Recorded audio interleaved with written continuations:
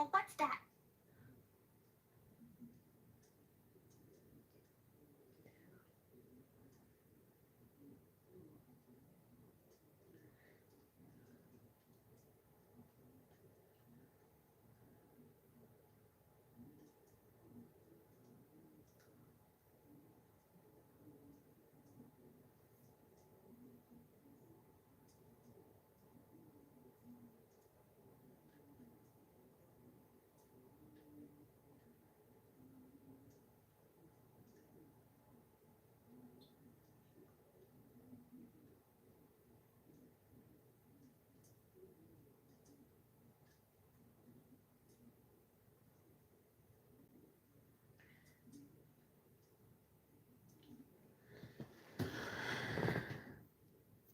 You're welcome.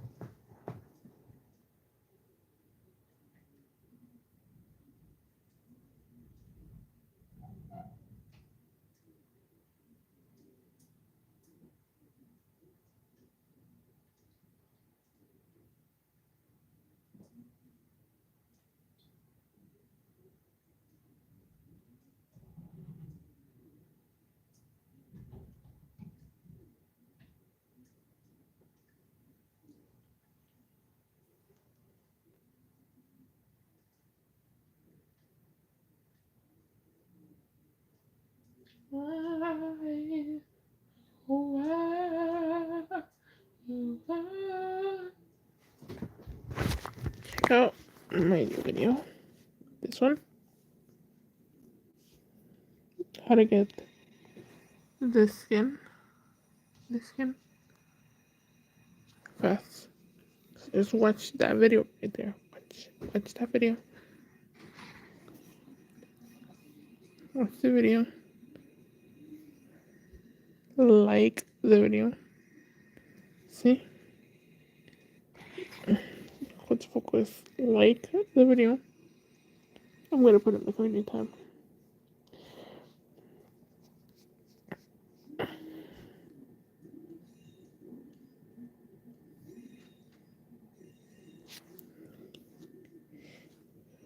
Check the video because that's a real skin. Look. It said it was rare. Get the skin now before it's gone. Get it! The skin now before it's gone.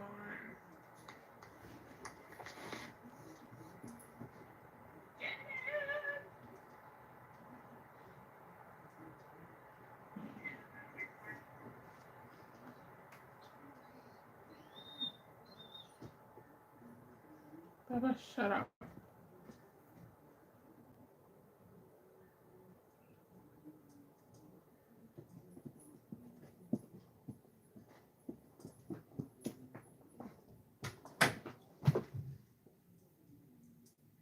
Bing bong.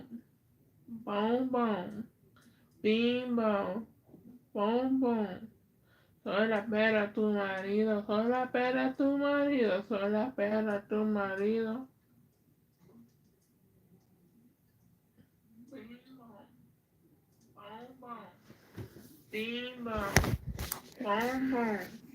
Soy la perra tu marido. Soy la perra tu marido. Soy la perra tu marido.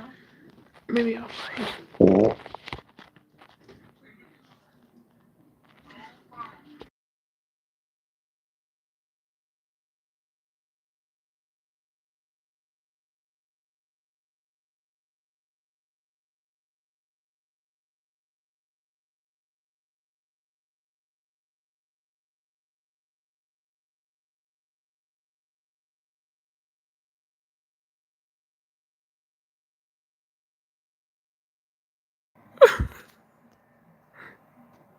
My dog, oh my god.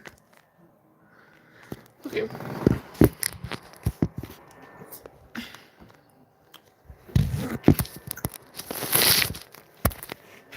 In the angle is my dog, oh my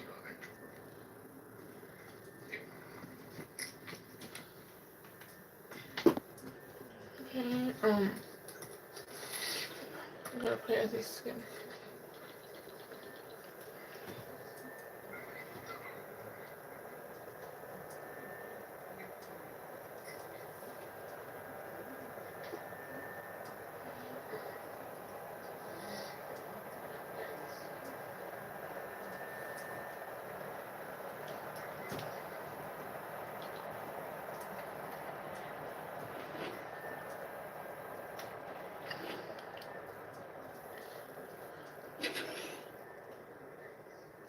That's good, that's good. 18 people almost.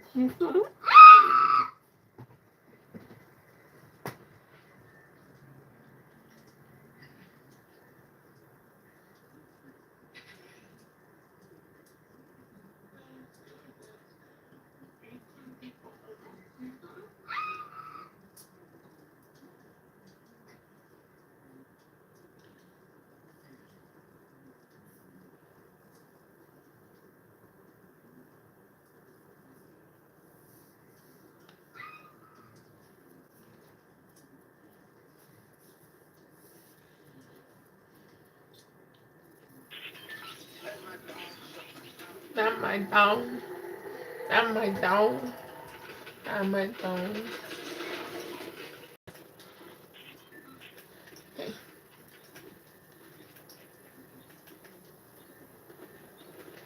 I'm gonna go like one.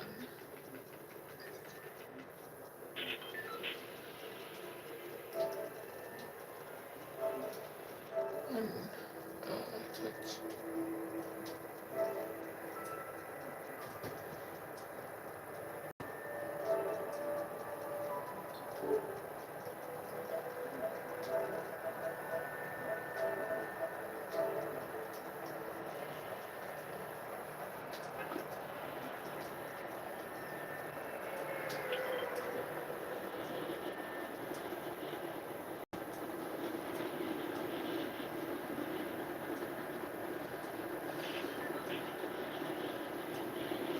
Wait, let me get this. I'm just gonna,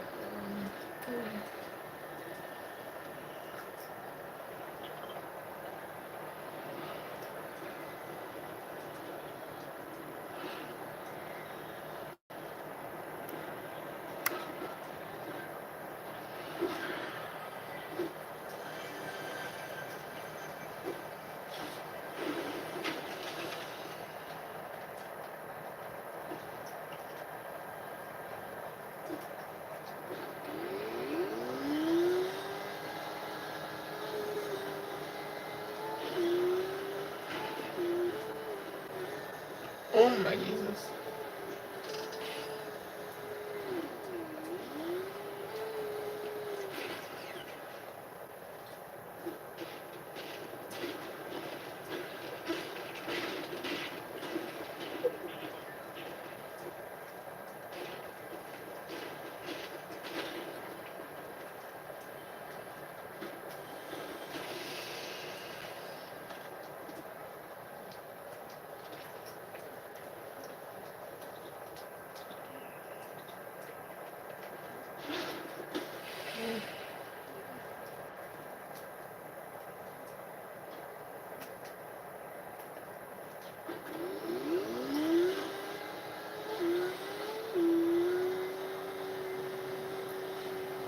I'm so tired, bro.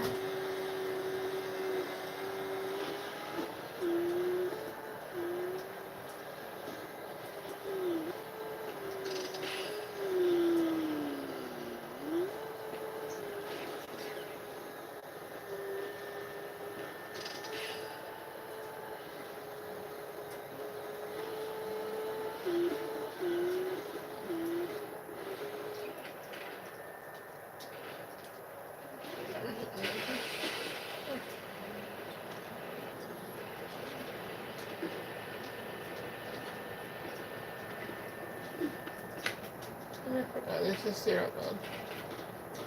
Okay.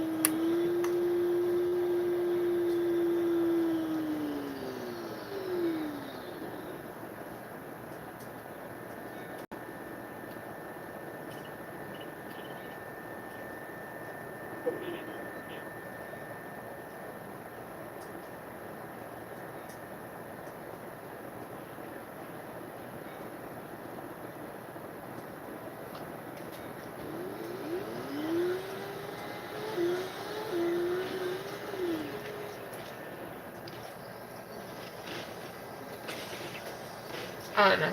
No, no, no. Bye bye.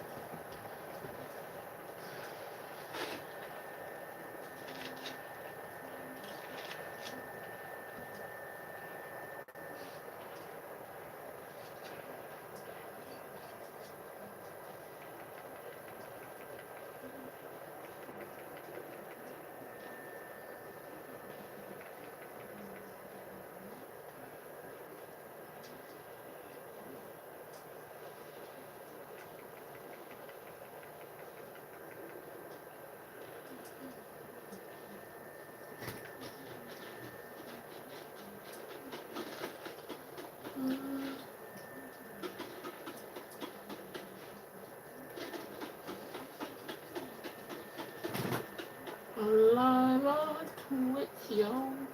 Oh, follow my Twitch.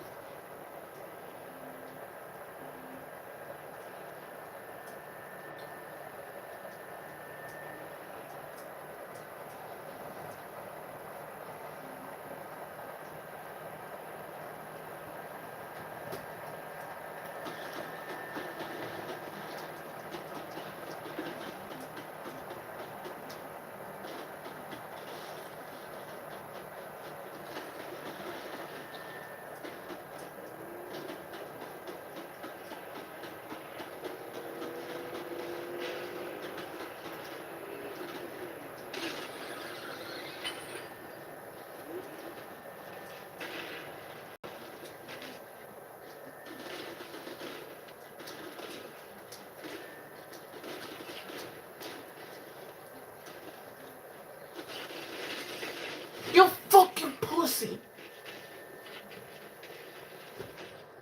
Excuse my language.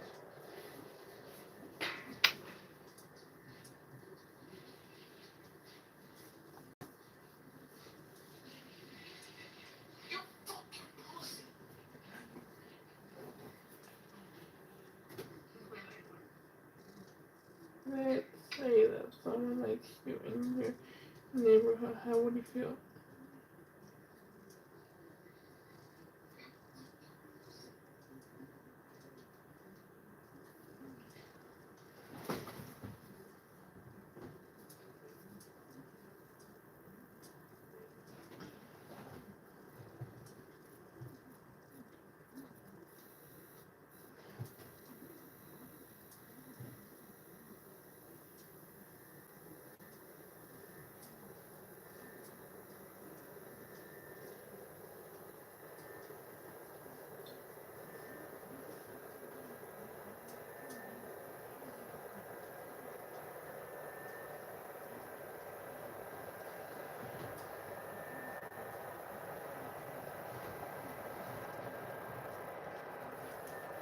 We ain't gonna talk about that. We ain't gonna talk about that.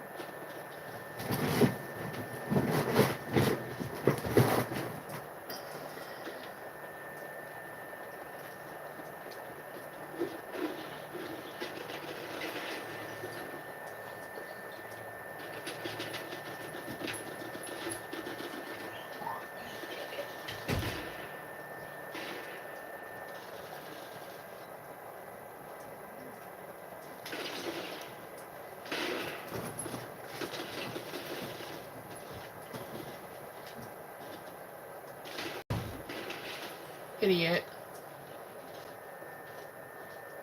You know who you're messing with?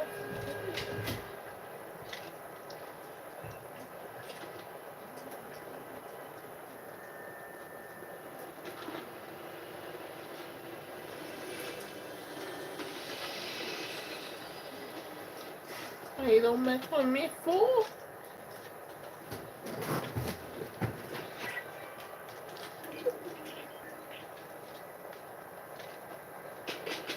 Hey, hey, chill out. Chill out.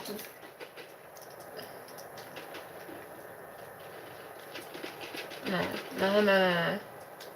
But, you.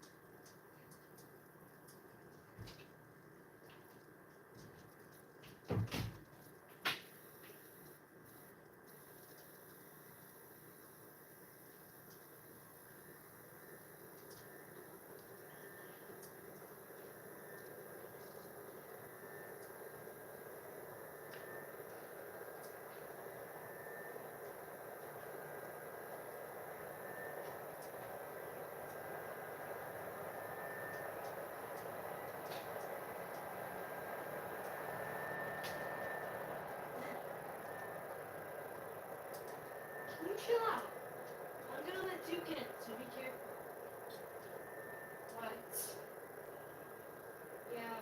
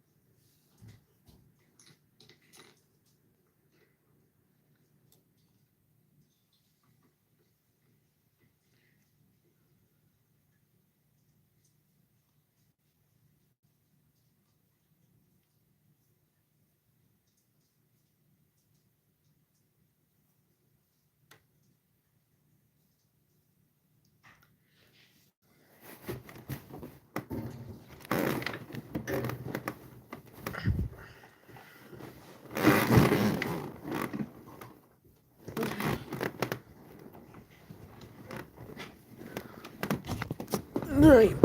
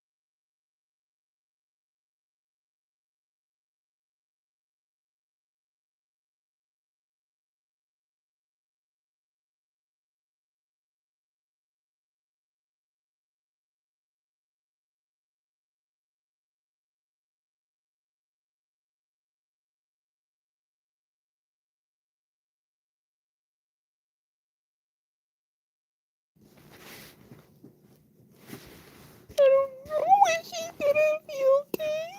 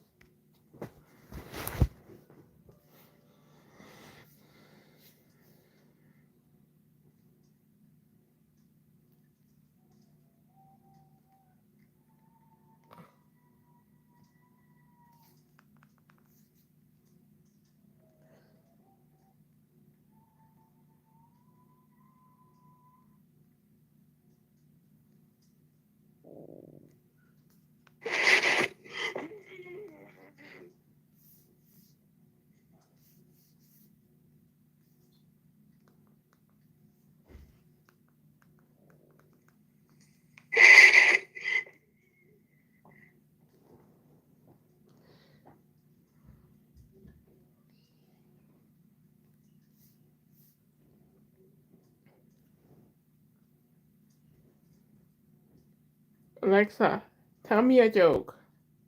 What did the grass say to the lawnmower? What? Just a little off the top. That's not even funny, bro. Alexa, tell me a knock-knock joke. Okay, here we go. Knock knock. Who's there? Oliver. Oliver who? Oliver mushroom. Both taste great on pizza. That's not even funny, bro. Alexa, tell me a knock-knock joke.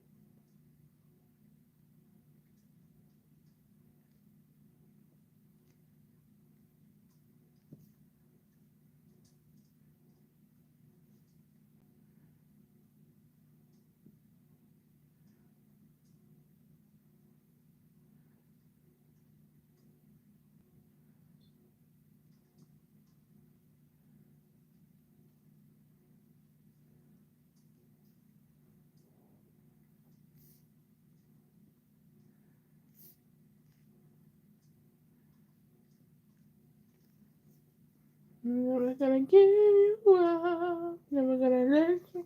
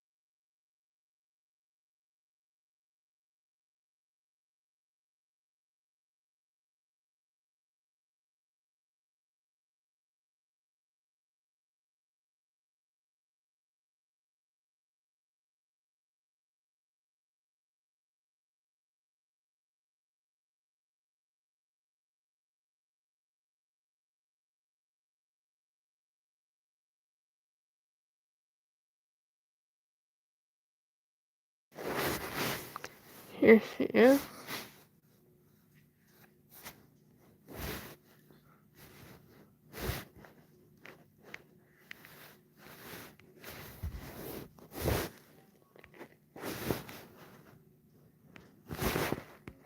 Sleeping on me. Sleeping on me. Sleeping on me.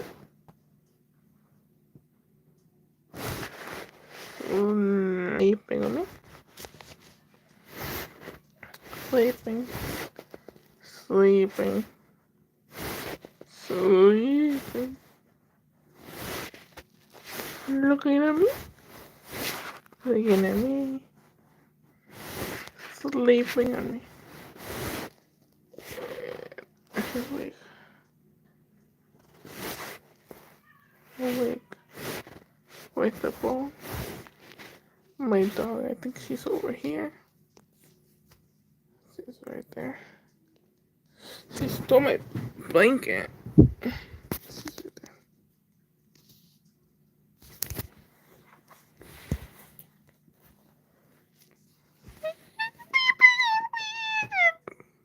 Sleeping on me. Sleeping. Sleeping. That's just like my dog. Sleeping. With the toy. With the toy.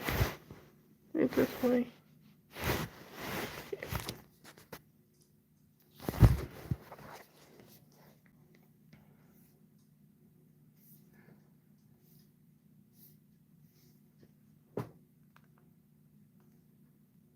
With the toy.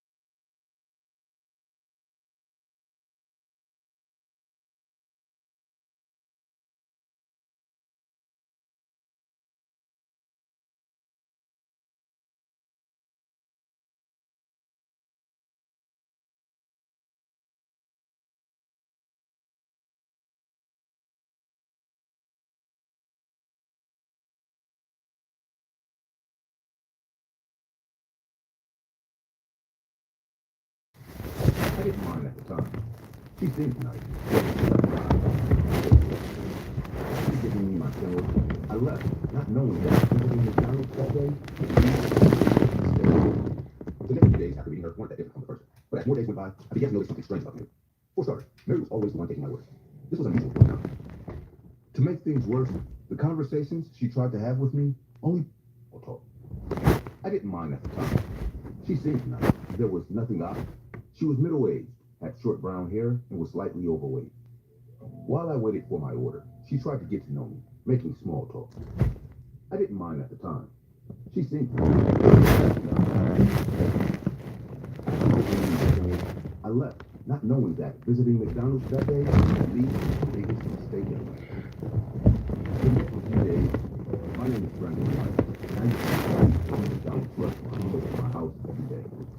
A couple of months ago, I walked in to get something and was attended by a new female employee named Mary.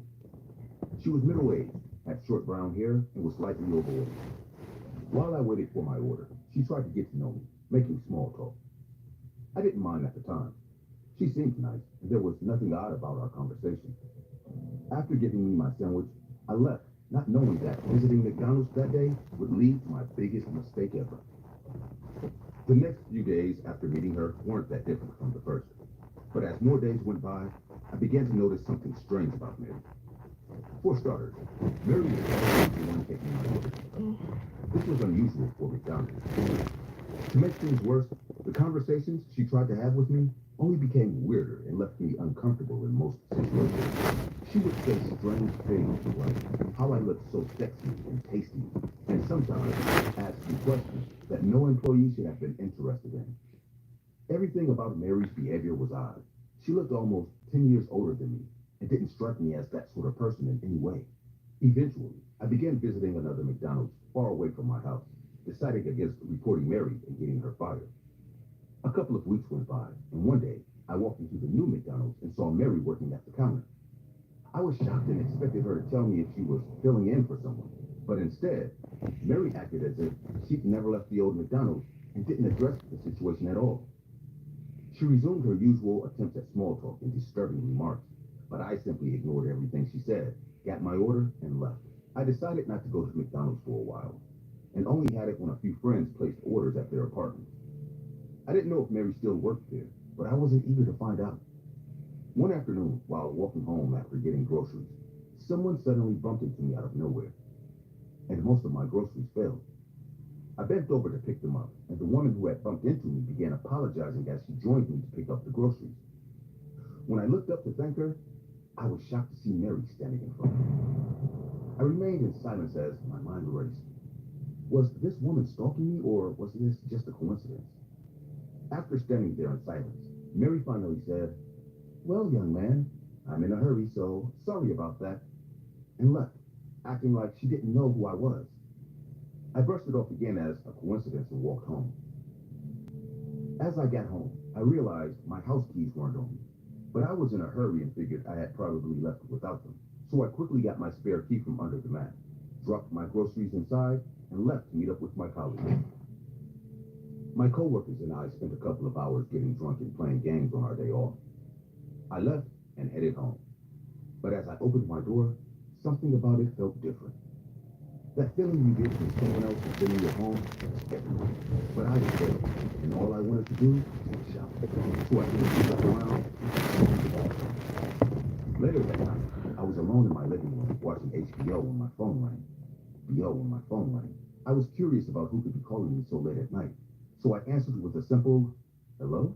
There wasn't a voice on the other end, but I could hear someone breathing heavily for about a minute before finally hearing a whispery voice say, "Come upstairs." I ended the call immediately, assuming it was some kids playing a prank, but something about it felt off, and despite my efforts, I couldn't stop thinking about it, and how I felt someone was in my home earlier that day. About 3 minutes later, my phone rang again, and it was the same number. I simply ignored it and tried to focus on something else. That's when I heard a noise coming from upstairs. I quickly switched off the TV and decided to listen more closely to make sure I wasn't hearing things. Sure enough, I heard a loud noise from upstairs, followed by another, and soon enough, I could tell they were footsteps, and someone was actually in my home. I quickly grabbed my phone and called the police before heading to the kitchen and grabbing a knife.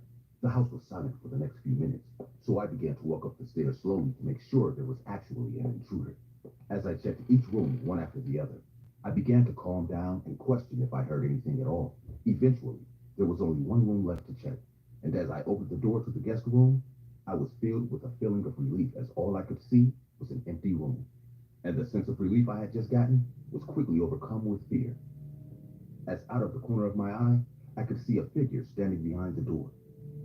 Before I could say anything, the person jumped on me, knocking the knife out of my hand and settling on top of me, pinning both my arms under her.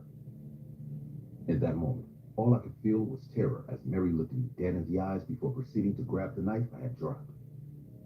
Mary slowly brought her head closer to me and began to sniff me, like she was taking in deep breaths. My skin began to crawl, and I began to struggle to get free, but there was no use, as Mary was a lot heavier than I was. She eventually stopped sniffing me and proceeded to say, "Oh, I missed you so much, baby. But you've been avoiding me lately. You looked so tasty today. I had to see you. And well, now I have to take a little bite." She smiled and continued, "Now, it'll hurt a little, but I'm sure you don't mind, darling." Mary quickly brought down the knife on my hand, taking my pinky finger clean off. The pain shot through my body, and I couldn't help but let out a piercing scream. Blood began to spill everywhere, and Mary couldn't hold back her laugh as she threw my finger in her mouth and chewed it down until nothing remained. At that point, I had begun to close my eyes as I slowly lost consciousness from the pain. That's when Mary said, "No, baby, don't do that. I was just about to have one of your tastier parts." She then proceeded to hold my eyelids open as she lowered the knife slowly towards my eye. Before I could begin to plead with her, police sirens filled the air, and I was immediately filled with relief. Mary quickly got off me and pointed the knife at me, saying, "No. How did they find out, baby? You didn't call them, did you?" One look at the woman in front of me, and I could tell she was absolutely crazy. She began pacing the room and was visibly worried, so I decided it was better to play into her game than act out, as I already knew how far she was willing to go. "I'm so sorry. I didn't know it was you waiting for me, so I called them. Just let me go down there and send them away, and I'll be right back." Mary looked at me with what seemed to be relief, and I could tell she truly believed what I had just said. She replied, "All right, honey, be quick now," and lowered the knife, letting me leave. I bolted downstairs with one thing in mind: get as far away from Mary as I could. As I stepped out of the house, I was met by a group of officers. They asked if anyone else was in the house before storming in and exiting with Mary in the next few minutes.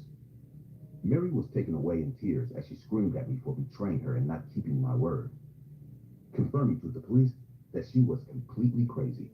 In the last few days, I've been informed by the authorities that Mary is wanted in several states for multiple counts of rape, assault, and suspicion of cannibalism. I was lucky enough to be the only one of her victims to survive her ordeal.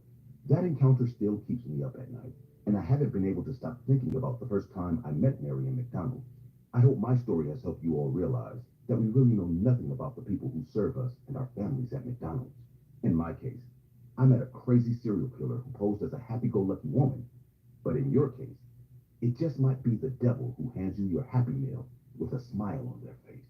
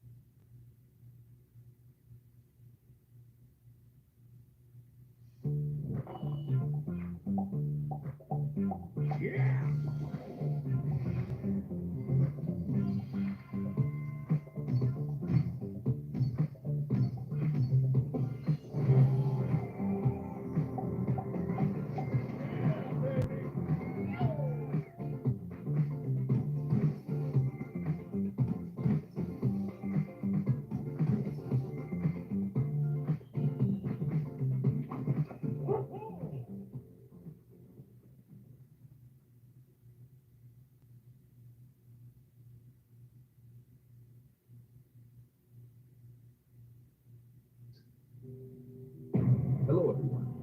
We are thrilled that you have been enjoying our videos. Your support means the world to us. If you've liked what you've seen, please consider liking and subscribing to our channel. We would love to hear which one of our videos is your favorite. We're on a mission to reach 100,000 members in the SSG family, and with your help, we can achieve that goal. Thank you for being a part of our journey.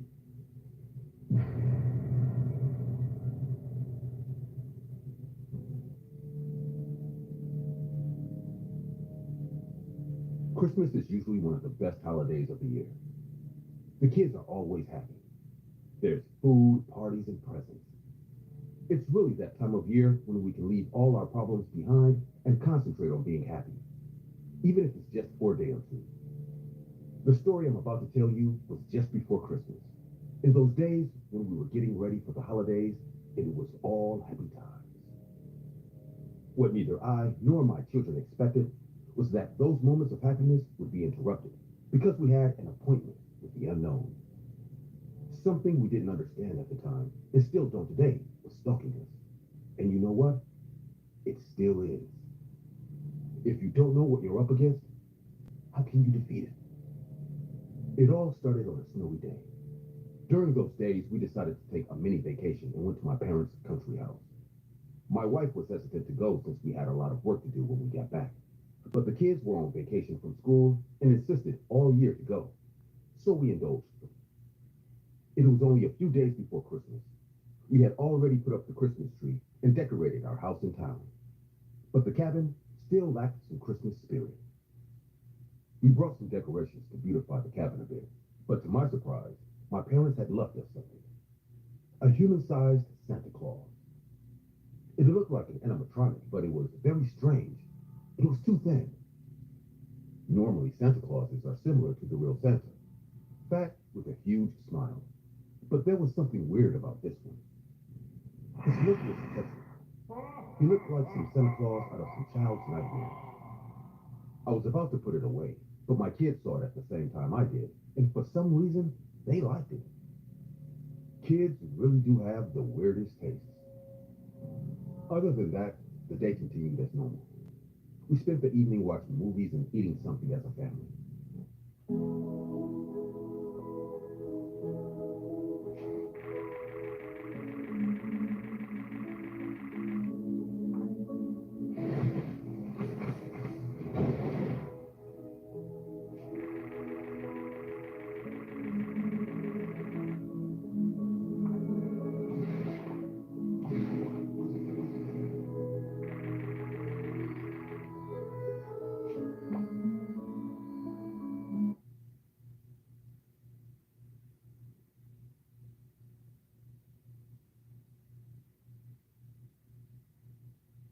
Brawl Talk! You'll be able to play Buzz Lightyear in Brawl Stars. It's free! Once you unlock Buzz, he'll be at Infinity level with everything unlocked and have 3 different modes. You can play him from December 12th, and he'll be playable until the 4th of February. We are getting Toy Story skin, Woody Colt, OP Phoebe, Jesse Jess, Surge Lightyear, new game modes, a bunch of 2v2 game modes, air hockey, and special delivery. Did you say 2v2? Yes.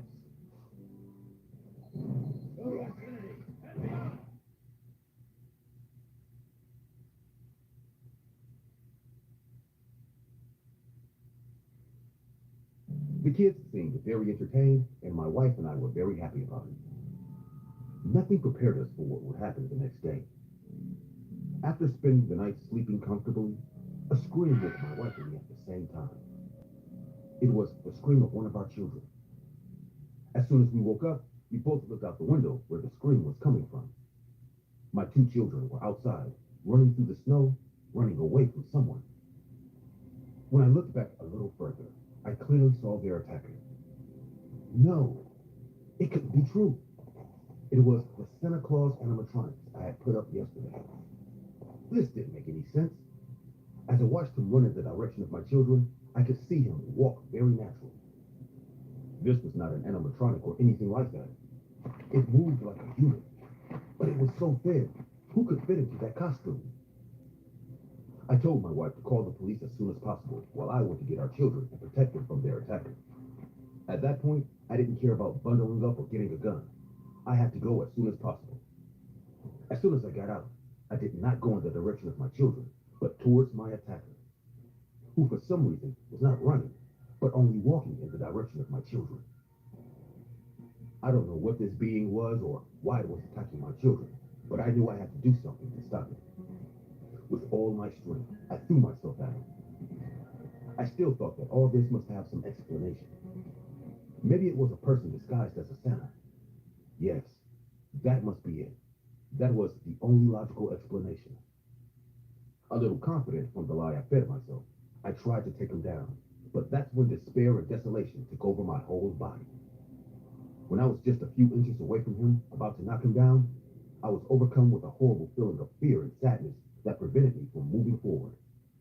Defeated and crying, I fell to the ground, clutching my chest from the pain I felt. This was not the pain of a physical attack. It was not the pain of an illness.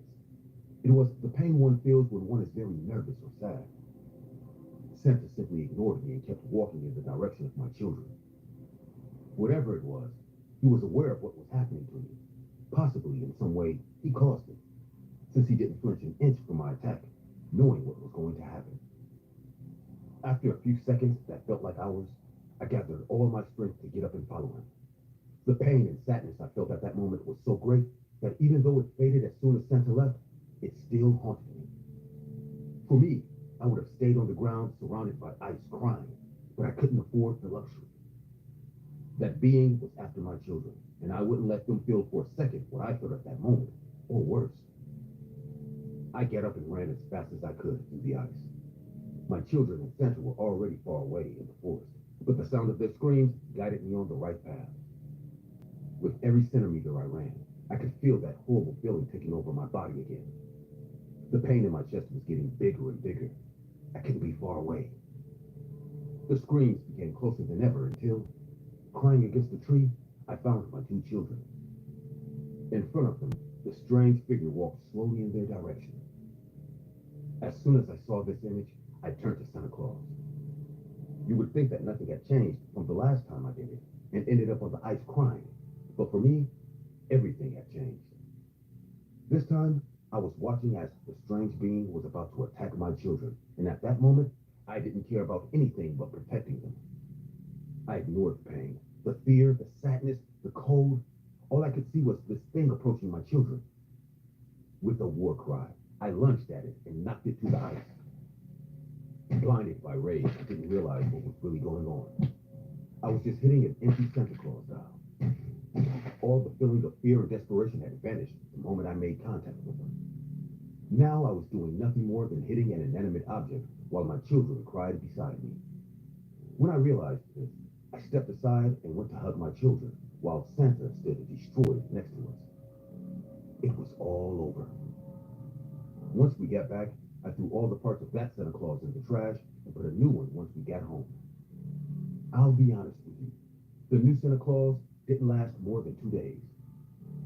Maybe I was still a little paranoid, but I could swear that every once in a while, it felt like it wasn't in the same position I left it in. As if his head or limbs were moving when no one was watching. Also, I couldn't shake this feeling. This feeling of paranoia that when I was near him, I was constantly being watched. For their part, my children didn't talk about it, but I could see in their eyes that they were terrified. At first, my wife thought everything I told her was a joke. But over time, she began to believe us. Although part of her thinks it's a strange collective paranoia. I can't blame her, and I can't blame you if you don't believe me. Not even in my wildest nightmares could I think something like this could happen. But I guess, as a human, there are things we can never understand. And you know what? It's okay. I don't want to understand what happened that day. I just don't want it to happen again. I just want my family to be safe. Working at Burger King was an average job for a guy like me. Often the nights were quiet, with only a handful of customers coming in for a quick dinner before closing. But on that particular night, the story I'm about to tell you was anything but ordinary. I was alone on the night shift, as usual, and the clock read 10 p.m. when it all started.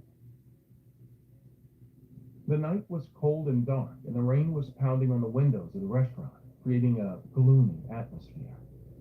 I had finished cleaning the tables and was about to close when I saw a lone man standing outside in the pouring rain. He wore a black jacket and a hat that hid half his face, but something about his posture sent a shiver down my spine. I still couldn't refuse entry to a customer, so I opened the door for him.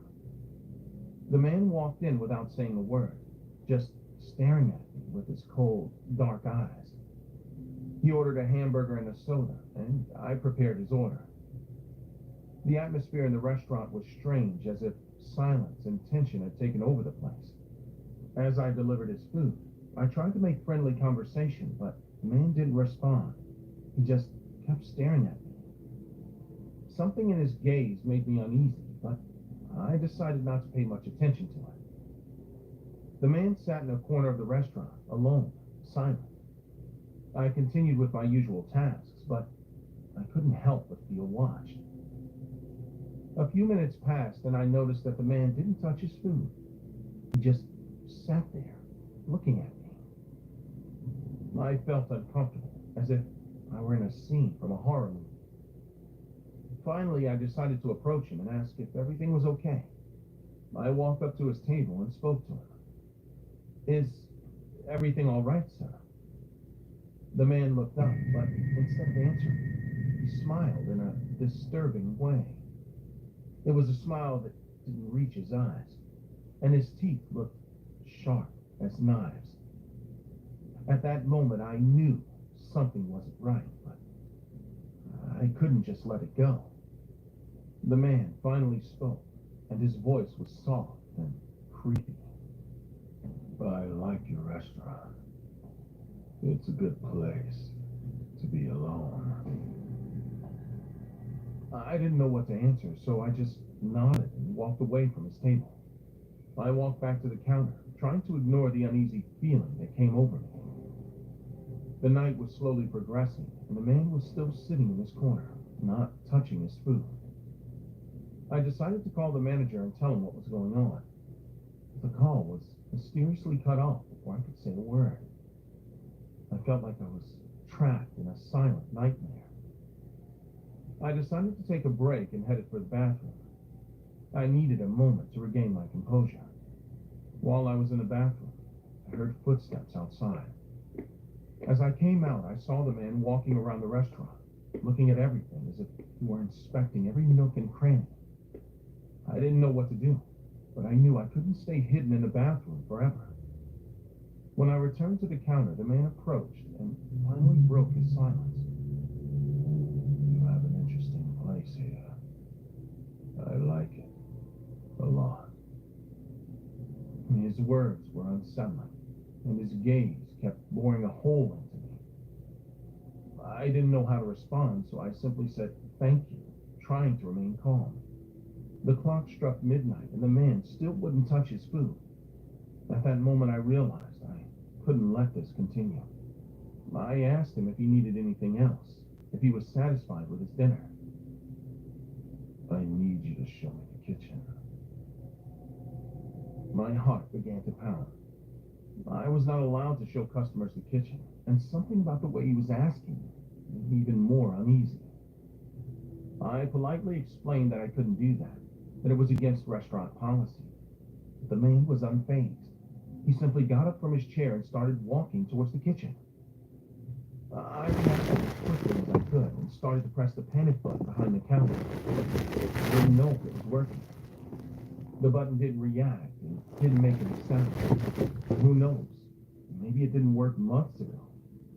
Maybe it never worked. Terrified, I made a really bad decision. Driven by pure fear combined with my survival instinct, I ran after him, trying to stop him. I begged him not to come in, but he wouldn't listen. When he reached the kitchen, he stopped and started looking around, as if he was looking for something. I felt trapped between my duty to protect the restaurant and the fear that was gripping me. The man walked over to one of the meat cleavers we had in the kitchen and picked it up. At that moment, I knew I had to do something. I grabbed the frying pan and prepared to defend myself, even though it was clear I was at a disadvantage. "Do you know what silence is, kid?"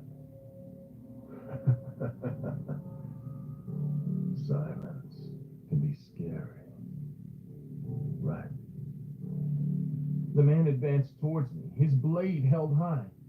I prepared to defend myself with the frying pan, but it was useless. Laughing, he pulled the pan out of my hand as if I were a child playing with something dangerous. Like a cornered animal, I fell to the ground crying, accepting my fate, aware that I couldn't do anything to defend myself against this man. In retrospect, I could have tried to run. I could have thrown myself at him. Anything would have been better than just giving up like that. But you know, it really is impossible to act logically in that situation. All I could think of was that a few hours earlier I was at home, getting dressed for a boring workday, thinking about what to eat when I get home. Suddenly, it was all over. Now I was condemned to death by a man I didn't know. His motives were totally unknown. I was just simply going to be the victim of a sick man who was going to kill me for fun. As if knowing what I was thinking and how defeated I felt, the man left the knife on the table and began to rub his hands across my neck, enjoying every second in which I couldn't defend myself. At that moment, I realized something even more terrible. The knife was just to scare me more, but he never intended to use it. I mean, he didn't need to. He just wanted to torture me, to make my death last as long as possible. I could see in his face, in his sick and twisted eyes, how he was going to enjoy what he was about to do to me. Slowly, the man put his hands on my neck. I could feel the veins in his hands getting more and more pronounced, while very slowly, his hands applied pressure to my neck. Little by little, I began to lose my breath. The force in his hands was getting stronger and stronger. What would happen first? Would I die of suffocation? Would my neck break? All I could think about was my family, my girlfriend, my pet. What were they doing right now? Could they have imagined that I was about to die? My vision started to get blurrier. I was fainting.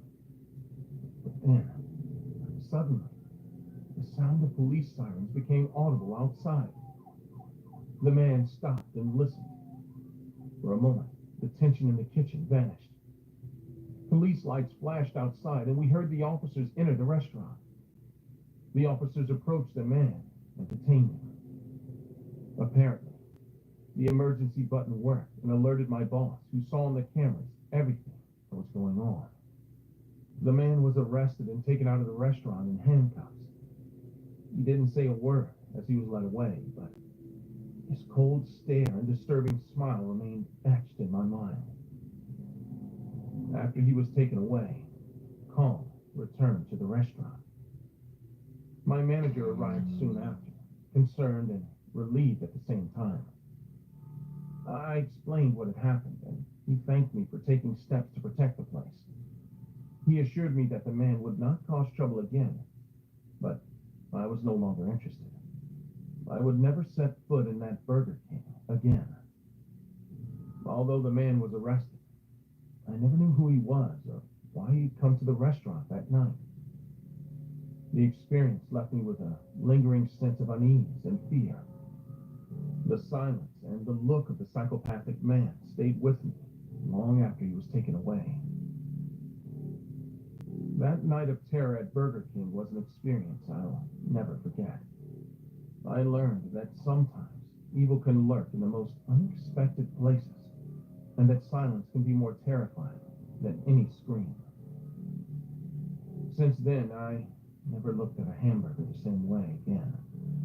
And I always made sure the doors to my house were locked at night, because I couldn't help but feel that sooner or later, that man would come back to my house to finish what he started. The date was June 15, 2014. My team and I had decided to finally investigate the old asylum that stood alone and abandoned in Williamsburg, Virginia. This particular abandoned asylum had been the talk of the town for many years prior, with multiple stories and myths, the most famous being about students who snuck in and were found days later completely silent and void of themselves. According to the locals, the government followed up by launching an investigation, sending officials to uncover what had happened, but their findings were so grave they decided to sweep the case under the rug, hiding all students, parents, and officials who entered the asylum. The case was eventually buried, and the asylum was completely sealed off as toxic and harmful. The history of the asylum, while it was functioning, was still unknown, and the details of the students who explored it after it was abandoned are also unknown. My name is Jacob Benedict, and these are the details of how my team and I uncovered the terrifying secrets of the Williamsburg Abandoned Asylum. My team consisted of 5 individuals, including me, and at the time, we'd only been paranormal investigators for about 3 years. In these 3 years of working cases and seeing all sorts of things, we had come to the conclusion that despite whatever stories were told, they were just stories, and there really was no such thing as ghosts, creatures, or things that go up at night. In this particular case, we heard first about it in March 2014, and finally decided to make the trip to the asylum in June. We got to the town late that day, and didn't do much except lodge in our hotel and brief on the case. We were immediately struck by the inconsistencies and the lack of information about the asylum, which set this case apart from anything we had encountered in the past. It piqued our curiosity and fueled our determination to uncover its secrets. The next day, we headed into town and split up into 2 groups, with 3 of my colleagues heading to the library to try to find out more about the history of the asylum, while Jessica, another one of my colleagues, and I went around town asking locals for any information they had. Excuse me, ma'am. Do you mind if we ask you a few questions? I said as we approached a middle-aged lady in the street. She replied with, Yes, sure. But I'm in a hurry and I don't have much time. Yeah, no problem. It'll be quick. Can you provide us with any information on your town's old asylum? I said. The expression on her face changed slightly before responding with, Well, I can't tell you much. If it has to do with that asylum, I know just as much as you.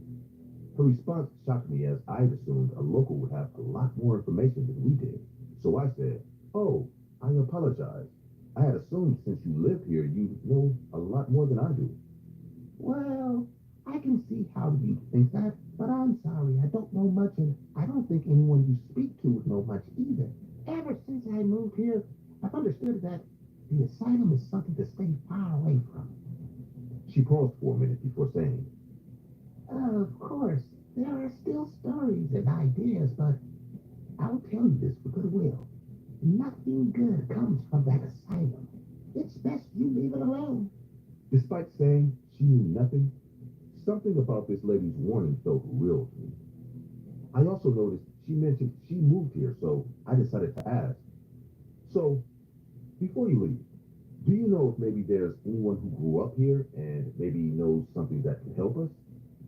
She looked annoyed, but sluggishly replied, A lot of people grew up in this town, but the only one I can think of to help is Mary.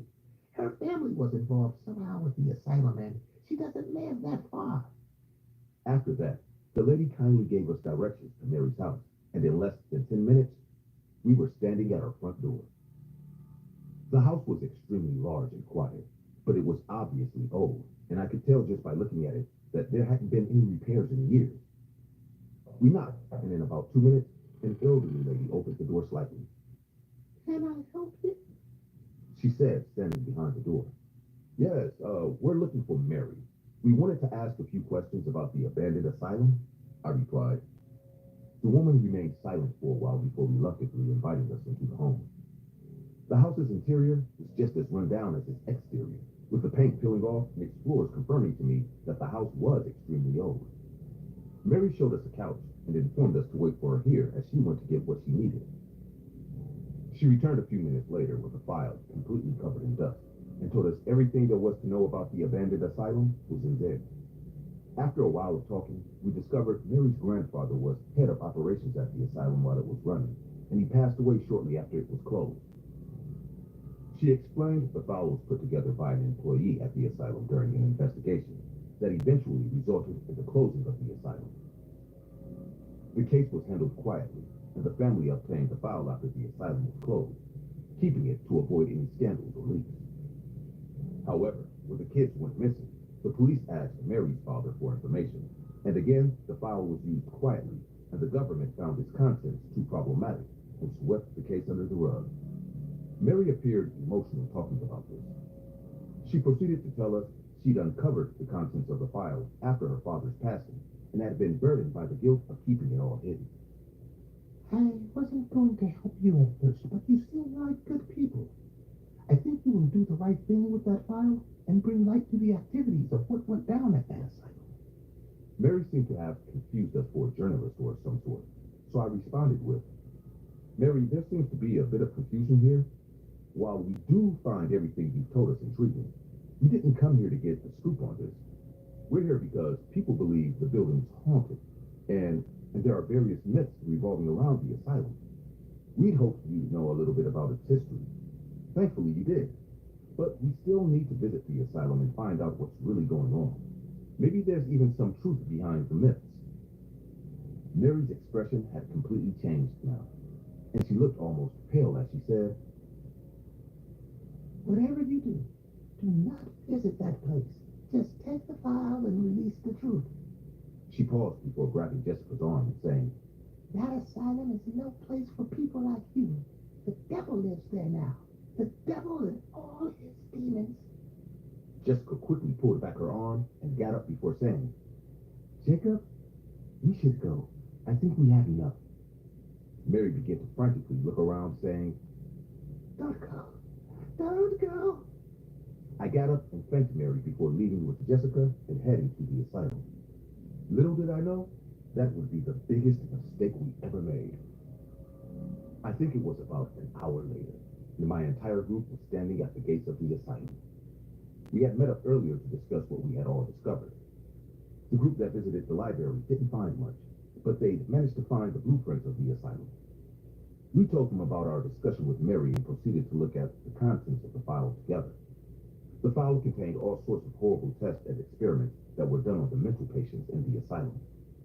These experiments only led the patients to slowly lose more of themselves until they were eventually void. As time passed, patients began to die, and the asylum decided to bury the corpses on its grounds. What really began to worry the doctor, however, was the living patients who had already been losing themselves suddenly began to have regular conversations with their dead colleagues. They would be heard laughing hysterically and calling the names of the dead in the middle of the night. It didn't take long before the patients who hadn't been involved in the experiments began acting the same way, and eventually, the doctors. It was as if all those in the asylum began slowly losing themselves until they were completely void and could no longer function mentally. As we looked at the old asylum from outside its gates, it became increasingly obvious nothing good would come from walking through its doors. The asylum was a 3-story building, and it covered around 50 hectares of land. The building seemed way older than Mary's home, however, and its exterior had already begun deteriorating, adding to its already eerie look. I continued looking at the building when I suddenly saw a man staring at us from a window upstairs. That's when I said, Hey, who the hell is that? Pointing towards the window. Everyone immediately turned their attention to where I was pointing, but shockingly, there was absolutely no one there. Ha ha, very funny, Mason said, assuming I was playing a prank on them. I was stunned and concerned because I could have sworn I had seen someone at the window. Everyone played it off as a joke and began walking into the asylum. I followed behind and tried to focus on the task at hand, but all I could really think about was Mary's warning. I stepped into the asylum. I immediately felt the temperature go down drastically. The building was extremely cold, and although I could tell by looking at it that no one had been there in years, it didn't in any sense feel that way. It actually felt like I had walked onto a stage and had 1,000 eyes watching.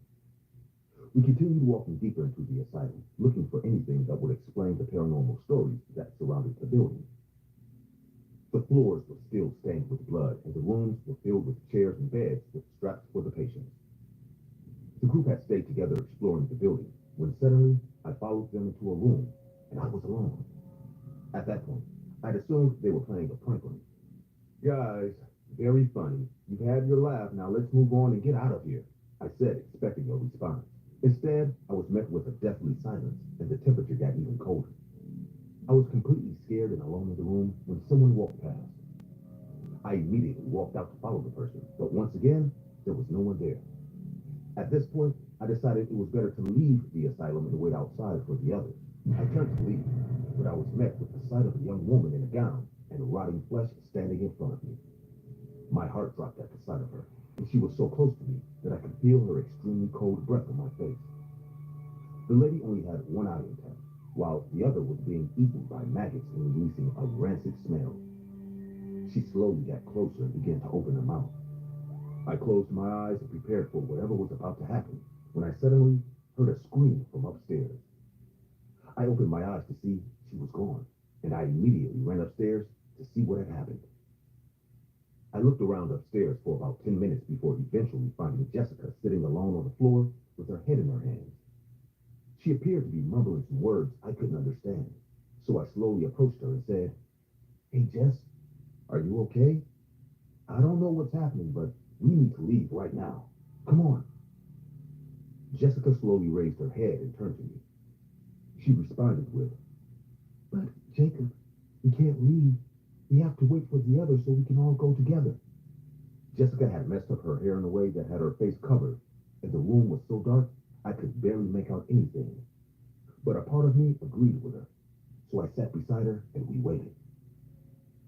We had waited for almost 30 minutes in the dark and cold silence, so I figured it would have been a better idea to go look for the others instead. "Hey, do you remember where you lost the others? Maybe we can go find them and leave," I asked. However, I didn't get a response from Jessica. All I got was complete silence. I assumed she was probably just stressed out and didn't hear me, so I said, "Jess, we need to leave soon."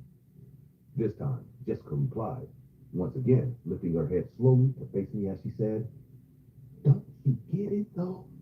We can't leave. You have to stay with us now. All of us. Together." As she faced me, her hair was out of her face, and my heart dropped as I came to the horrific realization that I hadn't found or been with Jessica at all. The woman began to slowly chuckle before bursting out into full laughter.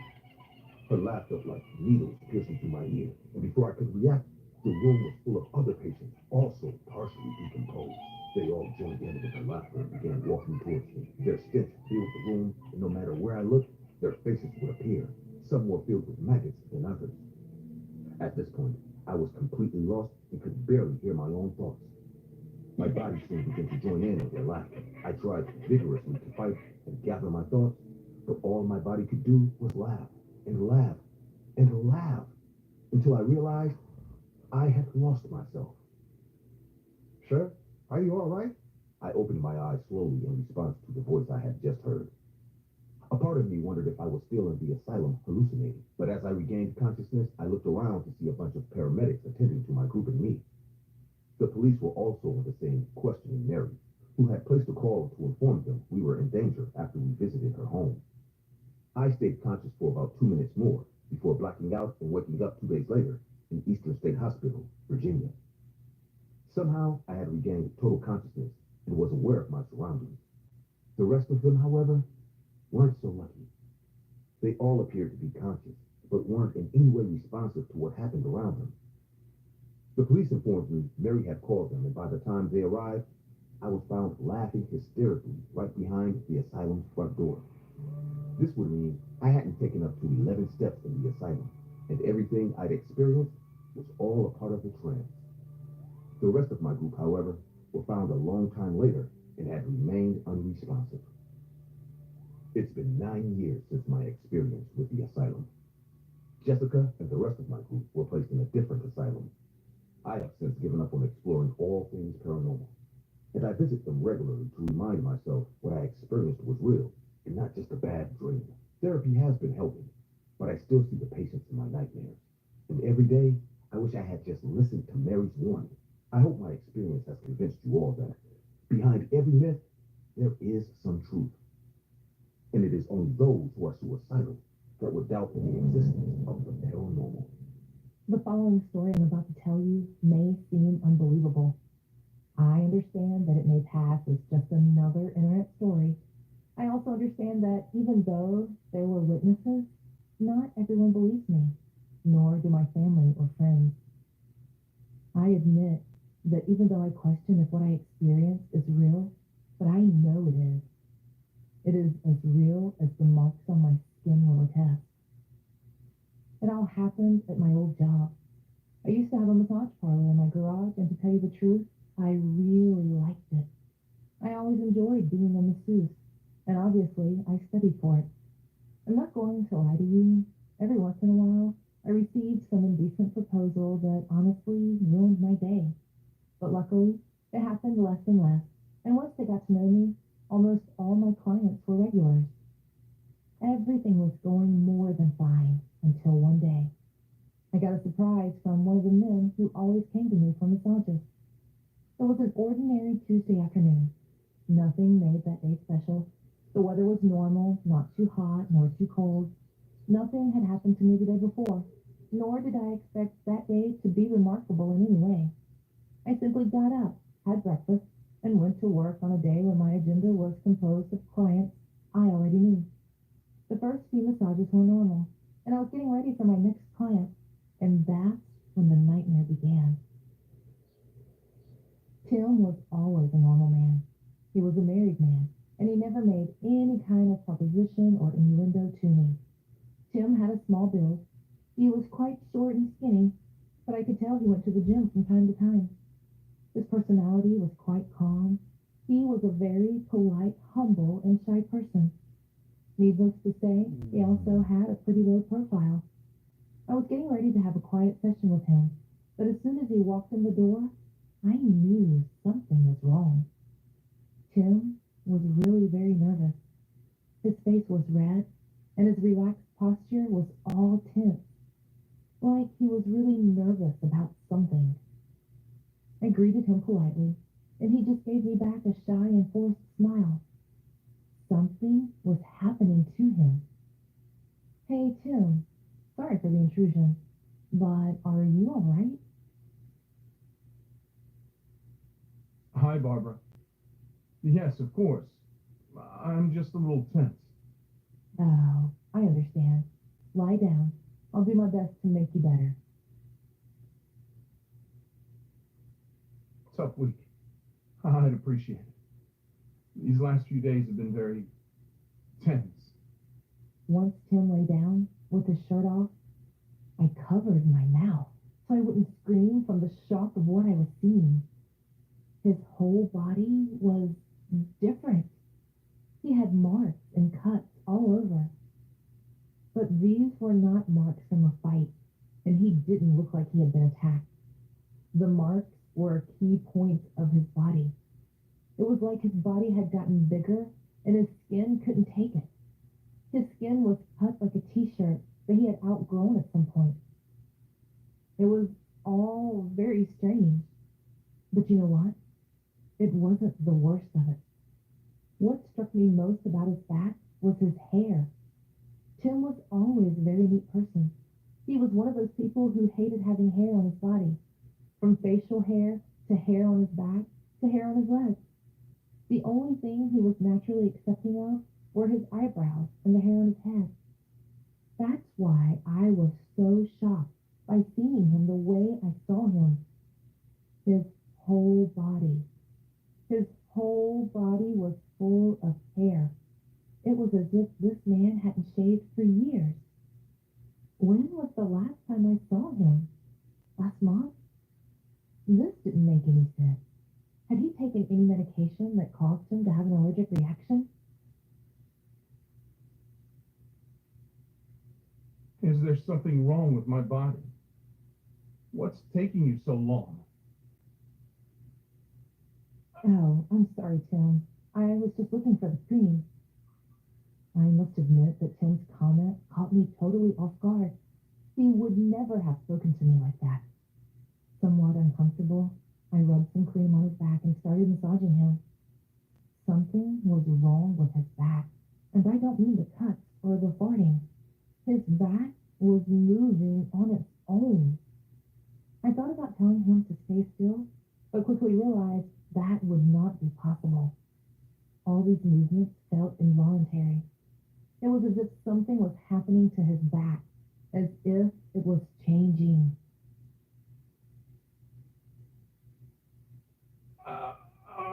No. Not now. Not again. From one second to the next, Tim gave a great scream and began to move violently. Terrified, I just stepped back and dropped the cream. His body began to change rapidly. His muscles swelled, and Tim stopped to scratch violently all over his body. I didn't know how to react. I was alone in my house. Should I scream and alert the neighbors? Wouldn't that put me in even more danger? In the middle of everything that was happening, Tim looked at me with a lot of anger and walked slowly towards me, always scratching, and with unpredictable and uncomfortable movements. Nervously, I grabbed a shovel and told him to back off. In response, he just pulled it out with one hand and threw it to the side. With some resistance, he grabbed my neck with his other hand and slowly began to squeeze me. I can't describe to you what I felt at that moment. I tried to resist. I tried to fight back. But this person was not the same shy man who always came to me for massages. Nothing I did, no struggle or attempt I made to escape seemed to have any effect on him. Make no mistake, I couldn't breathe and I was choking. But I felt that rather than drown, I would surely break my neck. I could feel my life slipping away from me as the man focused on trying to kill me. And just as it started out of nowhere, it ended. Instead of continuing to squeeze me until I ran out of air or broke my neck, he simply threw me violently against the wall. Tim threw me with such force that it was a miracle I didn't hit my head against the wall because the damage would have been irreversible. Trying to recover from the blow, I looked up and saw my attacker more furious than ever. He wasn't even focused on me anymore. He was just running all over the garage, destroying everything in his path, screaming desperately, as if he was an animal that had totally lost his mind. As he screamed, I could see Tim's body move on its own, to which the man only reacted by scratching, but with such force that I thought he would pull his skin off. It was easy to see that Tim, while visibly furious, was also in a great deal of pain. However, none of this made me question what was happening. No matter how much Tim was suffering, I was the victim, and he was the person attacking me. In the midst of his fit of rage, Tim concentrated on smashing the closet, totally ignoring the fact that I was standing next to him. I took advantage of the situation to slowly approach the huge garage door. Once there, I moved it slowly to open it. The door was very hard, and I could only open it a few centimeters, which served to let some natural light into the garage. Unfortunately, that light went right into the closet Tim was destroying, which alerted him immediately. Before I could finish opening the door and escape, I felt Tim's shadow behind me again. As soon as I turned around and faced him once more, he grabbed my face with both hands and without squeezing, gave a huge, terrifying battle cry, with his face almost pressed against mine. That was the most terrifying moment I have ever experienced in my life, even worse than when he had flung me a few minutes before. His scream felt so loud, so violent, and so imposing that I felt it pierced my whole body and took away my will to continue trying to escape. After that scream, I fell to the ground, sitting down, crying with my eyes wide open. Tim was preparing to attack me once more, but at the last moment, salvation came. The garage door kept opening. It wasn't opening by itself. Several people behind it were pushing it. They were my neighbors. They were trying to get me out of the house. At that moment, I realized that even though I had not screamed or warned them that I was in danger, they all knew what I did for a living and that I was always receiving people in my garage. Tim's loud and violent screams and all the noise generated by such destruction alerted my neighbors, and almost all of them came to see what was happening to me. Once they had managed to open the garage door, they dragged me out before the eyes of a Tim who, instead of attacking them, took the opportunity that the door was open to run out of the house in his underwear. All my neighbors came to my rescue and immediately took me to the hospital. I had been saved. I must tell you, that was the last day I saw Tim. Or at least I think it was. From that day on, he never showed up or posted anything on social media again. His family never responded to my messages or tried to contact me. I never understood what happened to this man and how he went from having such a calm personality to whatever happened that afternoon. I must admit that in spite of everything, I always think about him and worry about him. Since that day, all the neighbors report seeing some kind of animal running through the neighborhood at night. I know this doesn't make sense, but sometimes I wonder, what if that monster is Tim?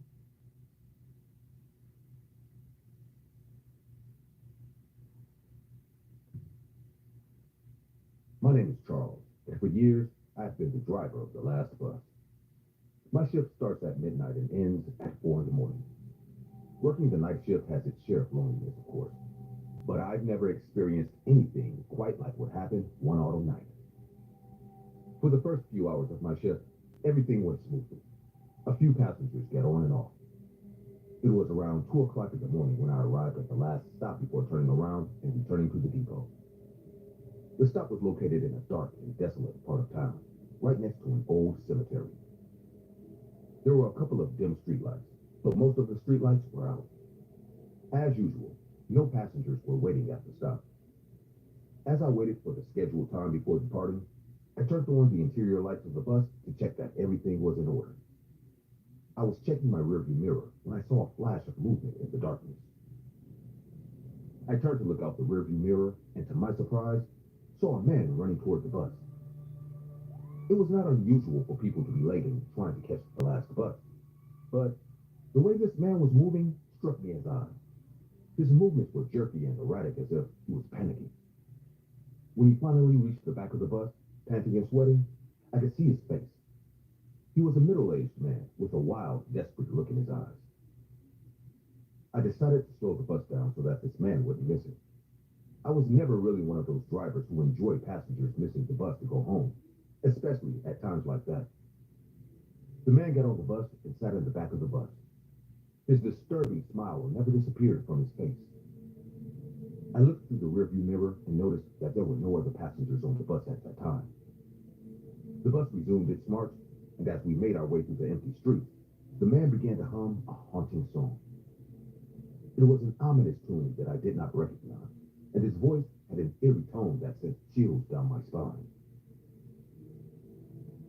As we moved on, the man continued his strange behavior. He began mumbling incoherent words and laughed disturbingly. I became increasingly uncomfortable and concerned for my safety. The possibility that I was dealing with a dangerous person became increasingly real. Finally, the man stood up and pressed the button indicating that he was getting off. This stop was completely deserted as usual. When I opened the door for the man to get off, he just stood there and kept smiling. I asked him to get off, but he did not respond. Instead, he began to walk slowly toward the front of the bus.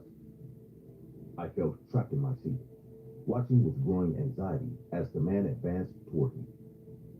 His smile widened even more, revealing crooked yellow teeth. I realized I did not know how to deal with this situation, and the thought of confronting him directly terrified me. When the man was only a few steps away from me, he finally spoke. His voice was an eerie, icy whisper that made me shiver. "Do you know who I am, driver?" I shook my head, unable to answer. I had no idea who this man was or what he wanted. "Don't you remember? I was one of your passengers many years ago, one night, just like this. But you wouldn't let me off. You had fun watching me miss the last bus, didn't you?"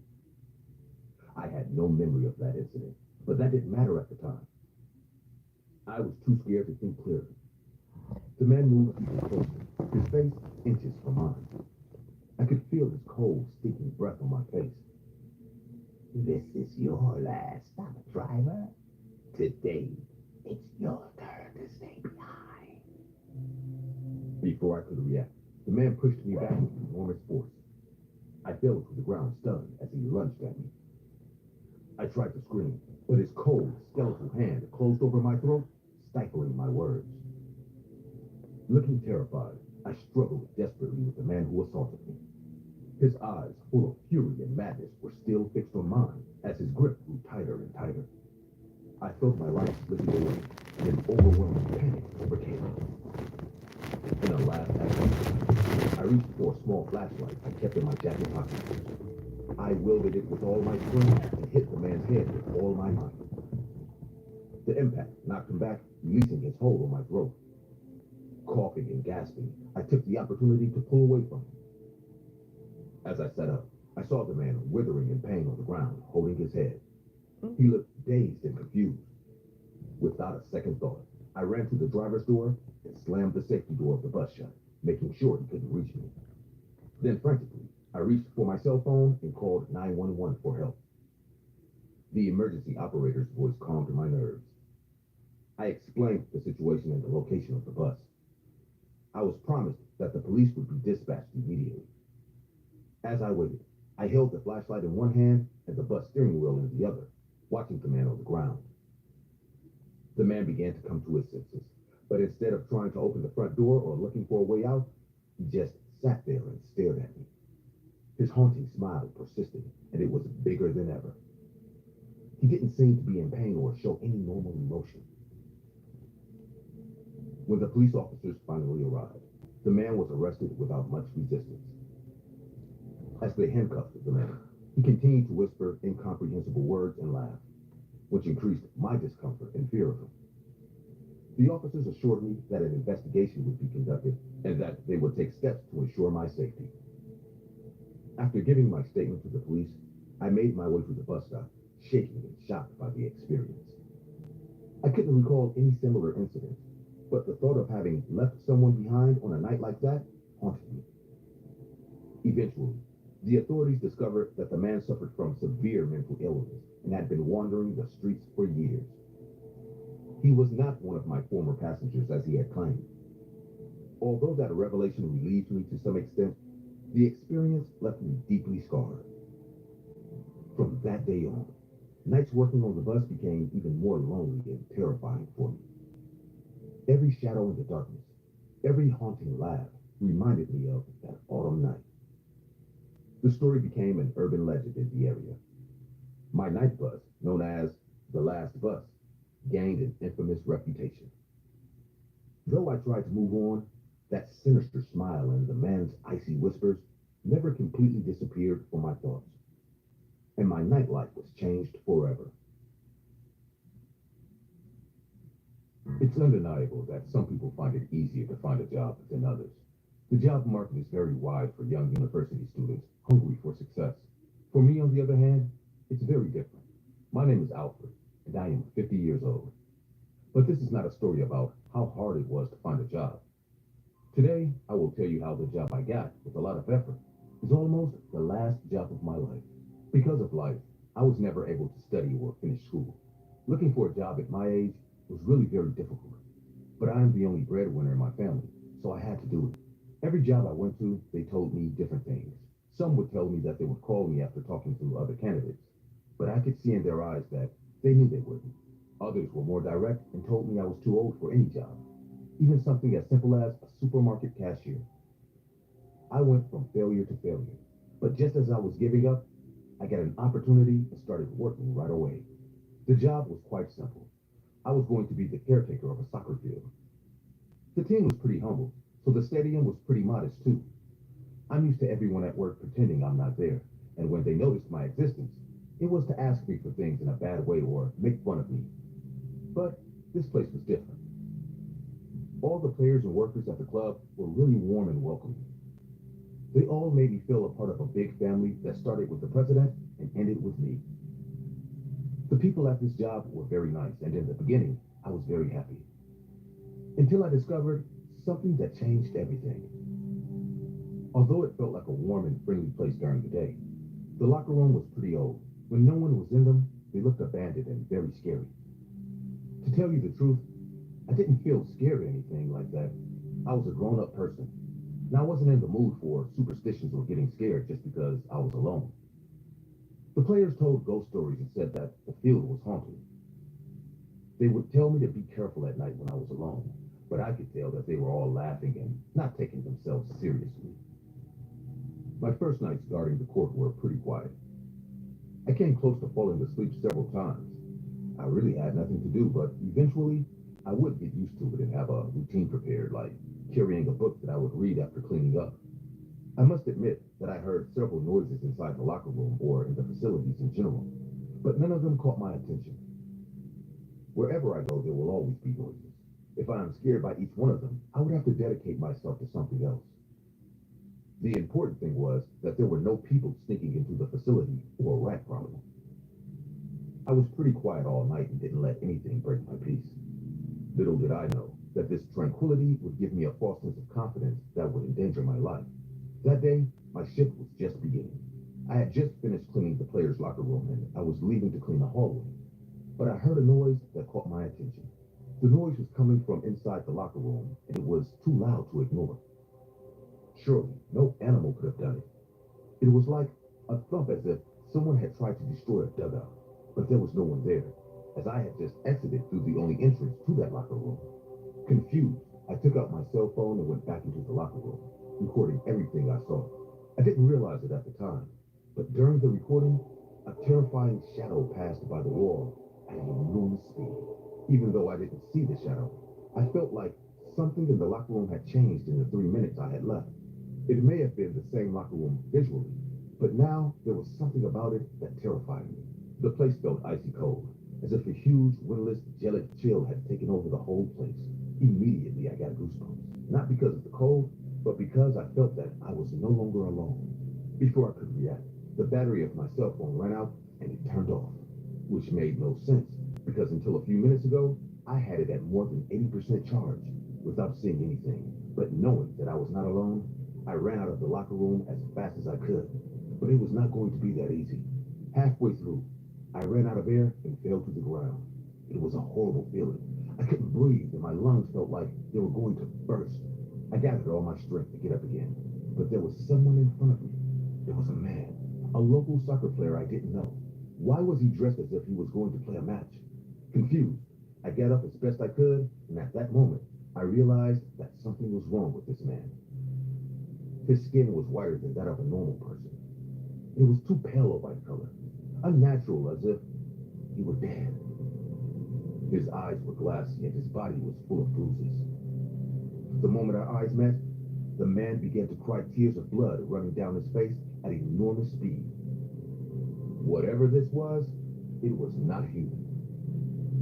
While still trying to catch my breath, I tried to run past him, but he grabbed me by the neck with one hand.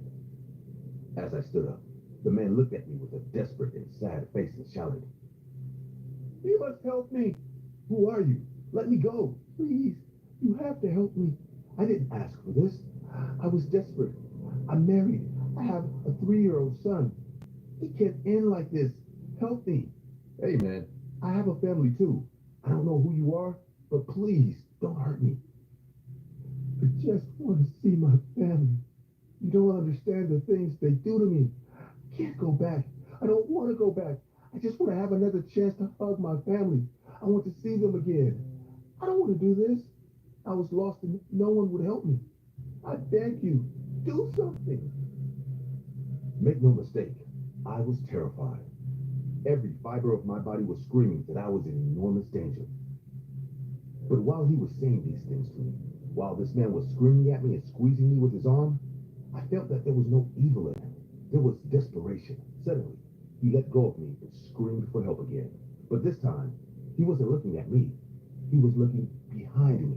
The temperature dropped even lower, and even though the light was on, the room got darker and darker with each passing second.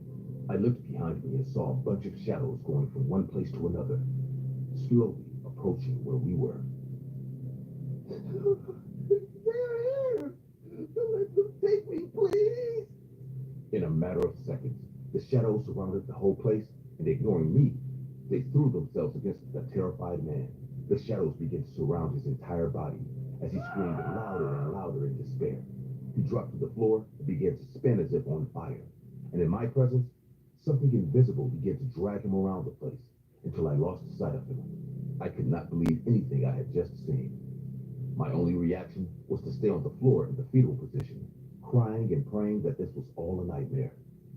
As soon as I got home, I saw my family surprised that I had arrived early. Without saying a word to them, I hugged them and started crying. After I didn't answer them when they asked me what was wrong, they just hugged me. The next day, I went to present my resignation. When I told the president of the club the whole story, he was shocked. At first, he thought it was a bad joke perpetuated by the players. But when I told him about the man, he believed me.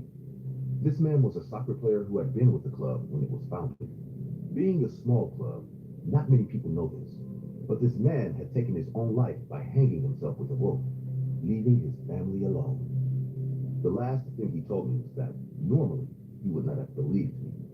But the night before, someone with the voice of the deceased player knocked on his office door asking for help. But when he went to see, there was no one there. After accepting my resignation, he told me that he only hoped that he was now in a better place and had found peace. I was left thinking with some bitterness that by the looks of those shadows that took him away, I don't think that happened. The 7th of November, 2014, was a day that marked a turning point in my life. Before that fateful day, I was someone who enjoyed experiencing new and exciting things. But after the horrors I witnessed at the Villisca axe murder house in Villisca, Iowa, I hadn't had a good night's sleep since. To fully understand my story, I will need to take you back to the 9th of June, 1912. One of the most horrifying days the state of Iowa has ever seen. It all began with a family called the Moores. The head of the house was a man named Josiah B. Moore, and his wife was Sarah Nee Montgomery Moore. The couple had 4 children, named Mary, Herman Montgomery, Arthur Boyd, and Paul Vernon. The Moores were a very well-known and affluent family in the community, and they were liked by everyone. That Sunday, the couple's 10-year-old daughter, Catherine, invited 2 sisters over to spend the night at their home, as they were her friends. Catherine's friends were named Lena Gertrude and Ina Mae Stillinger. Lena was 12 and Ina was 8. After the visitors had settled in, the entire Moore family, in addition to Lena and Ina, went to the Presbyterian church that evening. The family visited the church because they were participating in a Children's Day program that Catherine's mother, Sarah, had coordinated. The Children's Day event lasted until 9:30 p.m. that night, and when it was finally over, the family and their guests walked home. They all arrived at the Moore's residence between 9:45 and 10 p.m. And that was the last time the family and their guests were seen alive. On the 10th of June, 1912, sometime around 7 a.m. that morning, a woman named Miss Mary Peckham started to get worried after she noticed that the Moore family had not come out to do their morning chores. Miss Peckham was one of the Moore's neighbors, and not seeing them out and about this early was odd. She knocked on the door to see if everything was okay, but nobody answered. She knew that eerie silence was strange, so she tried opening the door, but it was locked.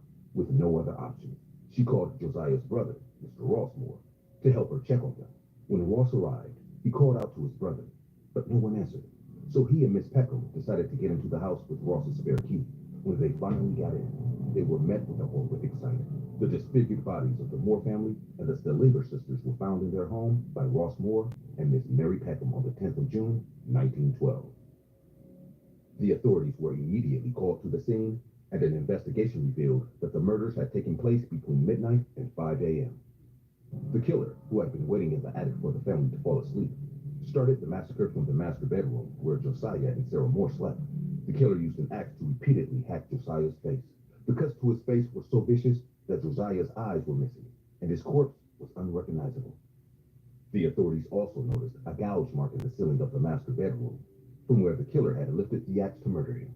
When Josiah was dead, the killer set his sights on Sarah, and he brought down the axe's blade on her head, shattering her skull with his continuous blows. As for the couple's children, he used the blunt end of the axe on their heads as he crushed their skulls. The vicious killer had bludgeoned them all to death in the same morbid manner as their parents. After that, he went downstairs to the guest bedroom and killed the Stillinger sisters. Josiah Moore was only 43 when he was killed, and his wife Sarah was 39. As for their children, Herman was 11, May Catherine was 10, Arthur was 7, and Paul was 5. The gruesome murders of the Moore family and the Stallinger sisters shocked the entire town of Villisca. A manhunt was carried out to find the person responsible, but the killer was never found and the crime still remains unsolved. Now, I'm sure you're wondering how this gruesome case has anything to do with my experience. But just like the Moores and the Stallinger sisters, I too had a horrific experience in their family home located at 508 East 2nd Street, Villisca. Just like most people in Iowa, I've known about the murders for as long as I can remember. I was born on the 13th of October, 1978, nearly 66 years after the murder. But even after all that time had passed, this gruesome case was still being talked about. The gruesome case was dubbed the Villisca Axe Murders, and it's often been called the most mysterious case in the United States. During my early teenage years, I always wondered why the Villisca Axe Murder case still maintained its longevity. There were many other disturbing cases in the United States that have left the minds of the masses, and I often asked myself why the Villisca Axe Murders case was so different. I looked into it a bit more when I grew older, and I soon realized why this particular case was so different than the rest. It's because, while some people believe the Moores are long dead, many others are convinced that the Moore family and their killer still roam the halls of their family home in Villisca. The rumors started a little while after the gruesome murders, as many people claimed to hear the screams of children coming from the house. Most of the Villisca residents wrote these rumors off as jokes. But as time passed by, people who visited the house came back telling more unexplainable and bizarre stories. A couple who visited the home said they could hear the Moores' children laughing as they ran around the home playing. 2 young women also reported capturing strange phantasms and apparitions on their cameras. The stories got even crazier over the years, and in 1994, a woman named Miss Martha Lynn bought the house and restored it to its 1912 condition. She stripped the Moore family home of electricity and plumbing, and she turned it into a tourist attraction. Since then, people from all over the world have come to the Villisca Axe Murder House to stay overnight and undergo paranormal experiences. The Villisca Axe Murder House has had a slew of visitors ranging from paranormal investigators to ghost hunters, and was eventually named one of the most haunted places in America. The house grew to new heights of popularity from there, and it seemed like everyone wanted to visit there. Well, everyone except me. Even though I grew up in Iowa, I always stayed clear of the place.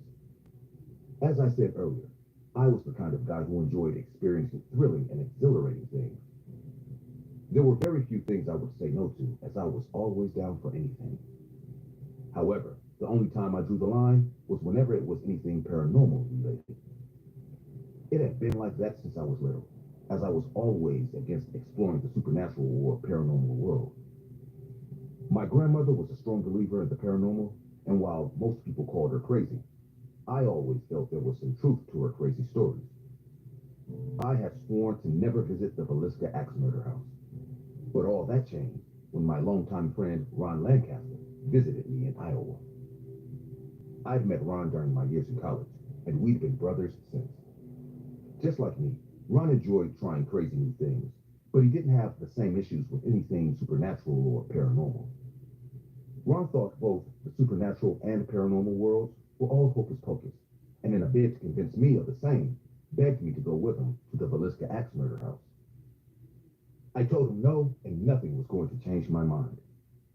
Ron was persistent, and he kept asking, but it didn't work.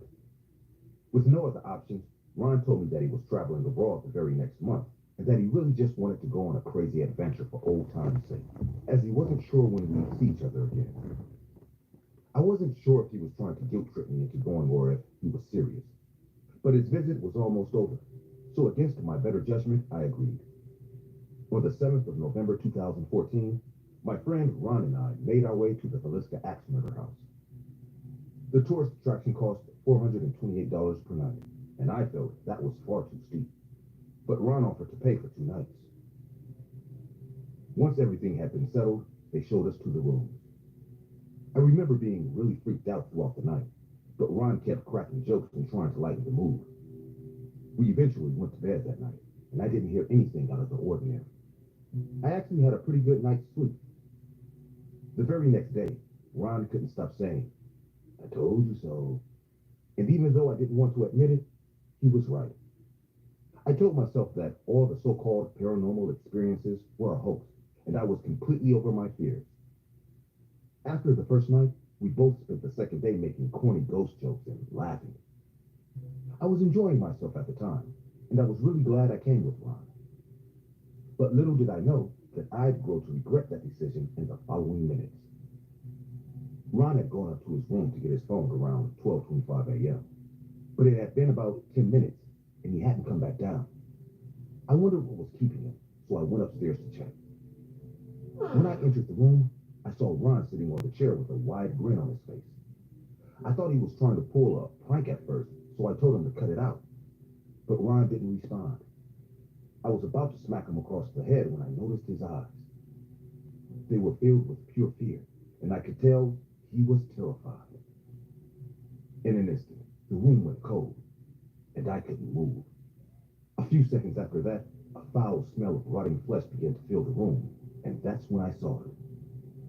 I've always been at a loss for words whenever I tried to explain what my eyes were seeing, but it looked like some unseen figure was controlling Ron. I couldn't make out its shape, but I could tell something or someone was tugging at Ron's mouth and forcing him to smile. I also noticed Ron couldn't move by himself, and this unseen presence was playing with his body like a puppet. The scene looked like a puppet show from hell, as it seemed like Ron's limbs were being controlled by strings. I watched in horror as Ron's hand reached for the blunt scissors on the table. I could see the terror in his eyes as he struggled to make sense of what was going on, and we both tried to scream, but our lips wouldn't move. I then watched Ron take the blunt scissors and ram them into his right eye. I felt like throwing up as I watched the blood gush down from his face. I thought he was possessed at that point, because even though he was bleeding profusely, he still had a smile on his face. Ron then stabbed himself in the left eye before proceeding to repeatedly stab himself in the chest. My brain couldn't really process what was going on or why this was happening, and it was amidst all this chaos that I finally saw it. The thing I had sensed behind Ron had finally taken shape. It was a rotting corpse that stood at 7 to 8 feet tall. Its facial features had been eaten away by maggots, so it didn't look human, and its right hand was shaped like a large axe. Within seconds of its manifestation, the standing corpse disappeared, and I let out a scream before collapsing on the floor. The staff rushed to our room to see me lying on the floor, and Ron bleeding in the chair. We were both rushed to a nearby hospital, and luckily, we were able to be saved. I don't really remember what happened during the week after that experience, but according to the doctors, I kept screaming until I lost my voice for 3 days straight. It would take me 6 months and serious therapy before I was able to speak again, and even after telling my story, people found it hard to believe.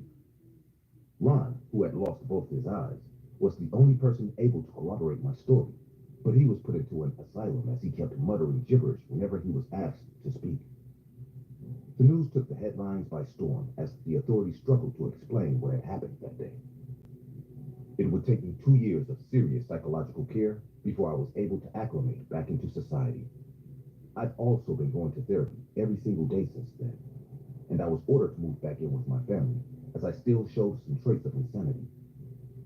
And I wasn't allowed to be alone. The therapy isn't really working as I can still see it every time I close my eyes. I rarely go out and I have to be watched 24/7. Even if it's been 9 years, I can never forget the valuable lesson I learned from my visit to the Villisca axe murder house. As every day I wake up, I remind myself that the dead are not to be disturbed. The story you just heard was loosely based on the real case of Robert Stephen Lawson Jr. On the 7th of November 2014, 37-year-old Robert Lawson from Rhinelander, Wisconsin, was found alone in the northwest bedroom of the Villisca axe murder house with self-inflicted stab wounds in the chest. After the investigation, Montgomery County Sheriff Joe Sampson stated that Robert arrived with a group of friends for a recreational paranormal investigation at the Villisca axe murder house. A few minutes after entering the northwest bedroom, Robert called the rest of the party, who were standing outside for help with their mobile two-way radios, Sampson told me. His companions found him stabbed in the chest from a strike that was apparently self-inflicted. They immediately called 911, and Robert was brought to a nearby hospital before being helicoptered to Crichton University Medical Center in Omaha. The police report also stated that the strange incident happened around 12:45 a.m., a time frame that mysteriously coincided with the approximate time that the brutal murders of the Moore family and the Stellinger sisters took place. Luckily, Robert Lawson was able to recover from his injuries, but he declined to speak publicly about what occurred that day. The owner of the Villisca axe murder house, Miss Martha Lynn, told the press that the incident was very upsetting and made a statement on the incident saying, "It's publicity, but it's not exactly the kind of publicity we desire to have. I don't want people thinking that when they come to the Villisca axe murder house, something's going to happen that's going to make them do something like that." Despite the strange and unexplainable incident with Mr. Robert Lawson, the Villisca axe murder house remains open for tourist visits and overnight stays to this very day. Back in the day, before technology and social media became such an important part of our daily lives, making friends wasn't as easy as it is now.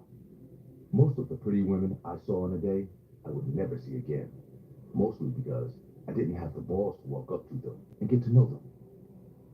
At the same time, I was what you call a socially awkward person, and I had to go through some other means to get to know people. But then suddenly came Facebook, and that's where people can make friends and find out almost everything they wanted to know about someone else, all with a simple friend request. But it wasn't what I thought it'd be, as my experience with Facebook completely changed my life. My name is Timothy Hansen, and the year was 2007. Facebook had just launched 3 years prior and was blowing up in 2006 as people had started preferring it to MySpace. I had been quite skeptical about joining at first, as I wasn't a huge fan of sharing my information online, but I eventually caved and decided to create a Facebook account. If I remember correctly, my first few suggestions were all people in New York, and I spent a while just going through their profiles, wondering if I should send a friend request, and that's when I saw her, Annabelle Tate. She was simply the most beautiful woman I had seen, but what intrigued me the most about her was her profile. It was full of pictures of her and her friends at parties, going on vacations, and in general, just living her best life. I spent a while thinking about what to do before eventually sending her a friend request. She accepted in about 2 hours and texted, "Hi, I'm Annabelle." The conversation from that point flowed as Annabelle was a very easygoing person, although now that I think about it, I believe it was just the comfort of being behind a screen. We talked for about a week online, majority about me as she asked a lot of questions about my past and life in general. I eventually decided to ask her to meet in person. "Do you want to meet up sometime?" She replied, "Sure. Where do you want to meet?" "We could get dinner tomorrow night." "I'm not in the city right now, but I get back tomorrow, so maybe the day after?" "Sure." I went out the next day to the restaurant we had agreed to meet. She wasn't there yet, so I decided to text her and ask her if everything was okay. "Is everything all right?" "I'm on my way, just running a bit late." I waited for about 10 more minutes, and then I saw her. The first thing I noticed was Annabelle was a lot skinnier than she looked on her profile. She also had bags under her eyes that she had tried to cover up with makeup. She walked up to me and sat at the table before smiling and saying, Hey, I smiled back and replied, "You look tired. Are you sure you're okay?" She laughed as she picked up the menu and called for the waiter. Annabelle was just as relaxed and easygoing as she was online. We talked about a lot that night, but for the most of the night, I couldn't shake the feeling that something was wrong with Annabelle, so I said, "Listen, are you sure you're all right? If you're not up for this, we could hang out at my place where I could take you home." She took a while to stare at her food before looking up and replying, I like the idea of going back to yours. so we got the check and left. We kept talking as we walked to my apartment. We walked in, and I told Annabelle to make herself comfortable while I made her a drink. I made her a gin and tonic, and got back from the kitchen to see Annabelle standing playing with her thumbs as if she was nervous, so I said, "I know you said everything's all right, but are you sure you're fine?" She shook her head and replied, Look, Tim, you're a really nice guy, but if we're going to go any further in whatever this is, there's something you need to know. I walked closer to her as my mind raced as to what she was about to say. You've probably already noticed I look different from my profile. Well, that's because I've not been active for a while on that account. And the reason I've not been active on that account is that I've been really sick, and life's been so shit lately. I don't know how much longer I have, or if I even have time at all.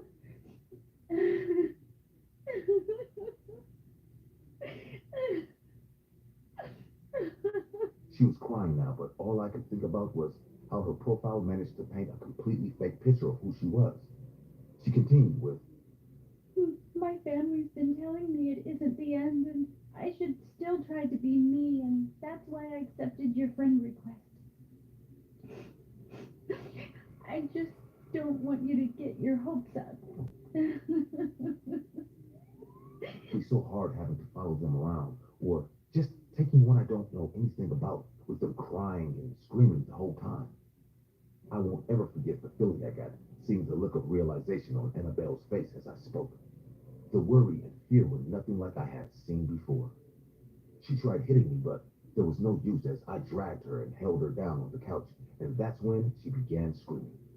I grabbed her throat and pressed down so hard, saying, "Stop screaming, Annabelle. Don't worry.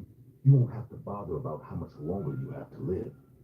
Her struggle continued, but not for long. I had my way with her as she passed out and died. So there you have it, officer. Annabelle Tate was my first time using Facebook, and my, what an experience she was. You're a sick man, Timothy. I'll make sure you spend the rest of your days behind bars.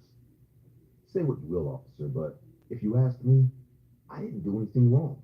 All I did was ask to be their friend, and they agreed. All I truly wanted were some friends. You raped and killed 19 women using Facebook, and God knows how many before that. And you say all you wanted were friends? Well, you won't have to worry about that anymore. You'll soon find out what happens to your kind in prison. I'm sure a lot of people would like to be your friend. I hope so. People like you don't deserve compassion. Well, if that's true, officer, I guess it's a good thing I found Facebook. Hi, my name is Aiden, and I have a question for you. Have you ever worked at a fast food place? What's the weirdest thing that ever happened to you? I know a lot of people who have never really had anything happen to them, other than drunken customers making a mess or family fights. In the beginning, I had never experienced anything like this, and I didn't think it would really happen to me, since I only worked in the humble neighborhood of Popeye's Chicken. I never knew that in just a few months, I would have the worst night of my life. The beginning of my night shift at Popeye's went along with the typical routine of a quiet night. It was around 10 o'clock at night, a time when we usually receive more customers, and the atmosphere was chaotic, with the intense murmur of conversation scattered among the tables. But among all the people talking, one person stood out.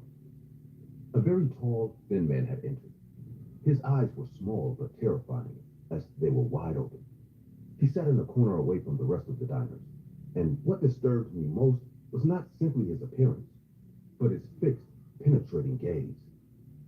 He watched each individual with an intensity that sent chills down my spine. As the night progressed, more customers joined the scene, but this man remained static, making no requests, simply observing. It was as if he was analyzing people, studying their every move. On the other hand, no one noticed him. He was like a ghost that only I could see. Suddenly, the man walked towards a family having dinner. As soon as he arrived, he looked at them all and gave them a smile. However, there was something wrong with that smile. It was rather forced, as if he was practicing an emotion that did not come naturally to him. As he engaged the family in conversation, I could sense the discomfort in them, as if something was undoubtedly out of place. The man, who seemed to be a stranger to everyone, approached the tables uninvited. As he walked, his smile widened, but his eyes remained wide open. They never seemed to close. It was as if the man never blinked. Each word he spoke seemed more intense than the last, and families became increasingly terrified after meeting him. Some even grabbed their food and left.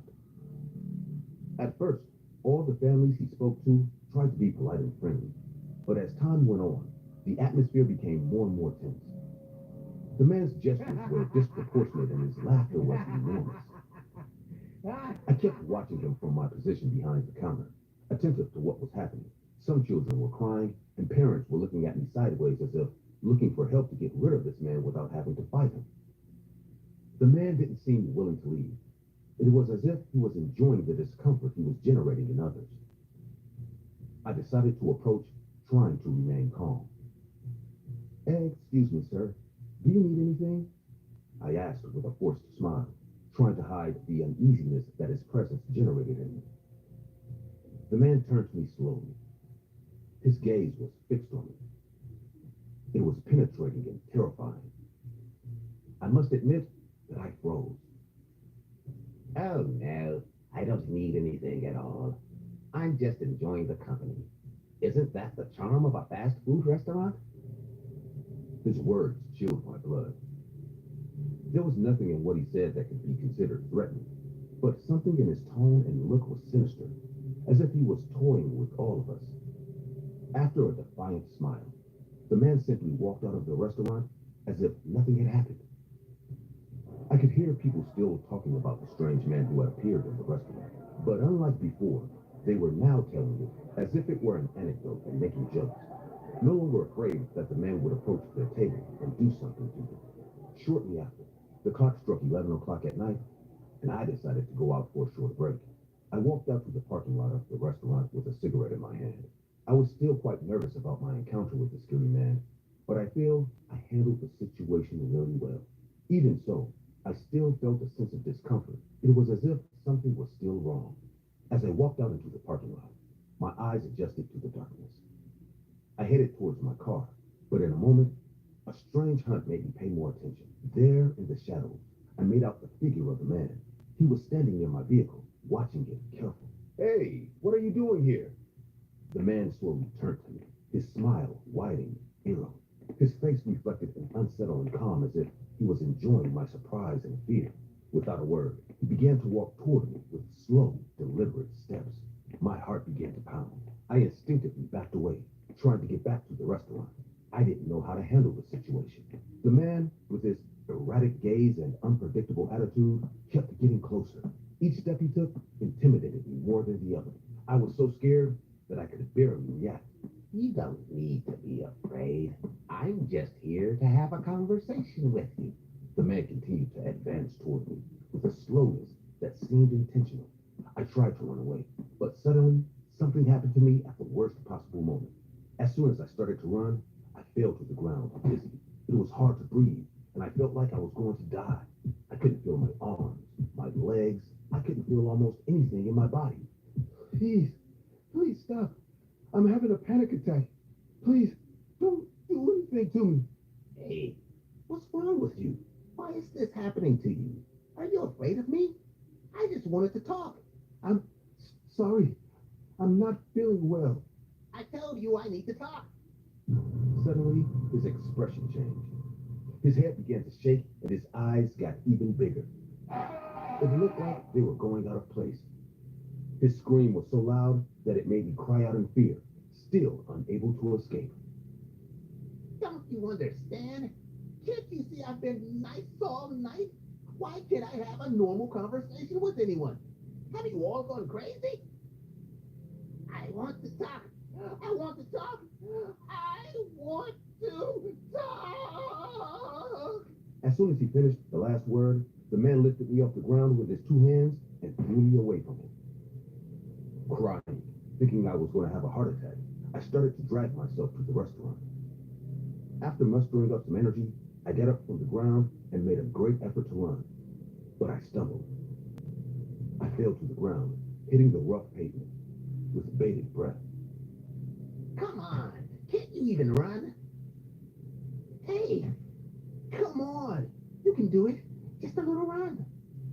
If you can't even run, some bad guy will hurt you. With the help of the psycho, I got up crying and ran again. I was limping, crying, humiliated. The sounds of footsteps behind me stopped. I dared to look back, and the man just stood there waving at me, with my heart pounding. I arrived at the restaurant. I tried to tell him everything that happened, but I fell back to the floor. I have had many panic attacks in my life, but this was the worst. I felt like I was going to die at any moment, but I still tried to talk. I needed the police to be called, or this psycho would hurt someone. Once I recovered, I was able to tell the manager to call the police, as there was a psychopath in the parking lot. Without hesitation, the man went to the cash register and started pushing the panic button under the counter. It didn't take long for the police to arrive, but the man was gone. Although I never saw the strange individual again that night or any other night, his presence continued to haunt me in every shadow, every dark corner of the store. As the restaurant closed, my manager called me a cab. As soon as the car started, I swear I could see a silhouette in the shadows looking at me. I could see the silhouette raise a hand and with a sinister smile, wave at me from a distance. That was the last time I saw that man again. To be honest, that was the last time I ever went near Popeyes. Nowadays, every time I leave my house, I do it with fear. There is no way for that psycho to know where I live, but I always feel that he's near me, stalking me, ready to kill me. Hey guys, my name is Adam, and I have a story to tell you. On the outside, I'm sure I look like a normal person, someone who doesn't have much to say or just goes through much in this life. What no one knows is that I lived a night that would change anyone's life, and the consequences of what I lived are still haunting me. It all started one night in December. I was driving down a lonely road in the middle of the night. I wasn't really going anywhere. I just liked to drive at this time. I know many people will disagree and tell me that it's reckless and dangerous, but those comments never bothered me. The drive was going well. It didn't seem to be a very special night, and nothing unusual was happening. But about halfway through, one of the worst possible things that could happen to me. The car started to fail, and soon it came to a complete stop. I had no cell phone signal and was far from anywhere inhabited. I stood outside the car, waiting for someone to come by, but I knew this was very unlikely, so I left the car on the road and decided to walk in search of help. I walked for a while and found a house at the end of the road. I approached it in the hope that someone might be able to help me. I knocked on the door, thinking about how I could convince them that I wasn't a psychopath or someone dangerous. But to my surprise, I was greeted by a couple who didn't doubt me for a second. They looked friendly, invited me in, offered me food and a place to stay for the night. I admit I started to feel a little uncomfortable, but maybe it was because they were too nice. At that moment, I thought that we were so used to people being cruel or self-serving that when we really see nice people, we get uncomfortable or think something's wrong. As we were eating dinner, I noticed that the food tasted strange, but I didn't say anything for fear of offending my hosts. They were both looking at me with huge grins from ear to ear. They seemed to be obsessed with me eating. After a few more bites, I decided to retire to rest in the room they offered me. In the middle of the night, I heard strange noises outside my room. I carefully got up and tried to get out to see what was going on, but I couldn't. The door to the room was locked.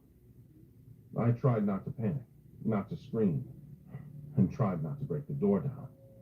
But while I was thinking about what to do, I began to hear voices from the other side of it. It seems our little guest didn't enjoy his dinner. I know. I'm sure it lacked enough spices. He made me feel very bad.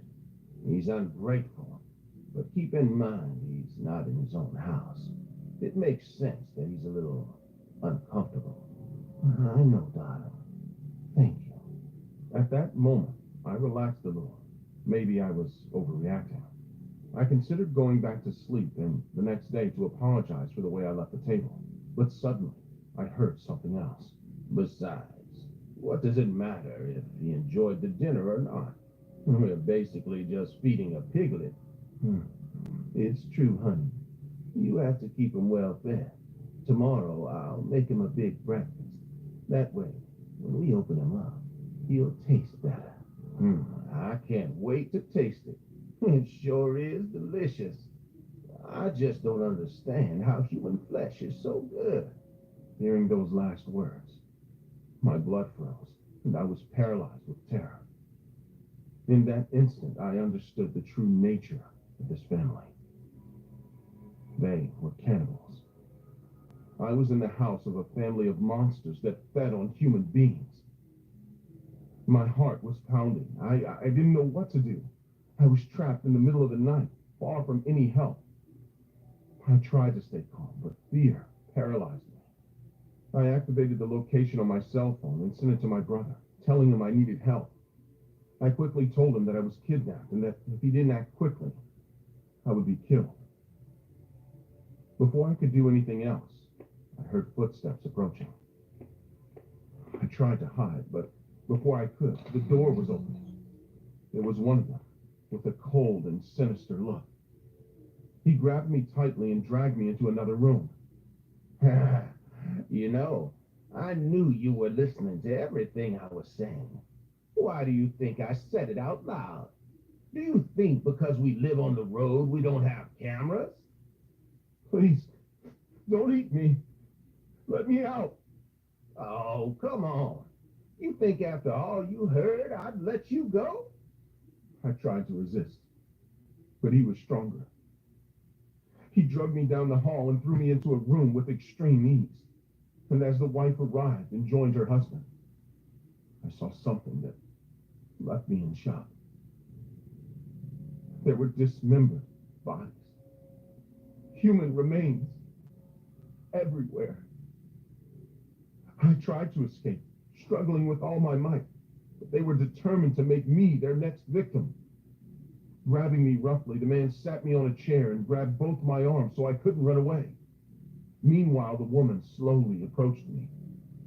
She had a huge smile on her face, and in her hands, she had a lighted needle puncher, which was slowly moving toward my head.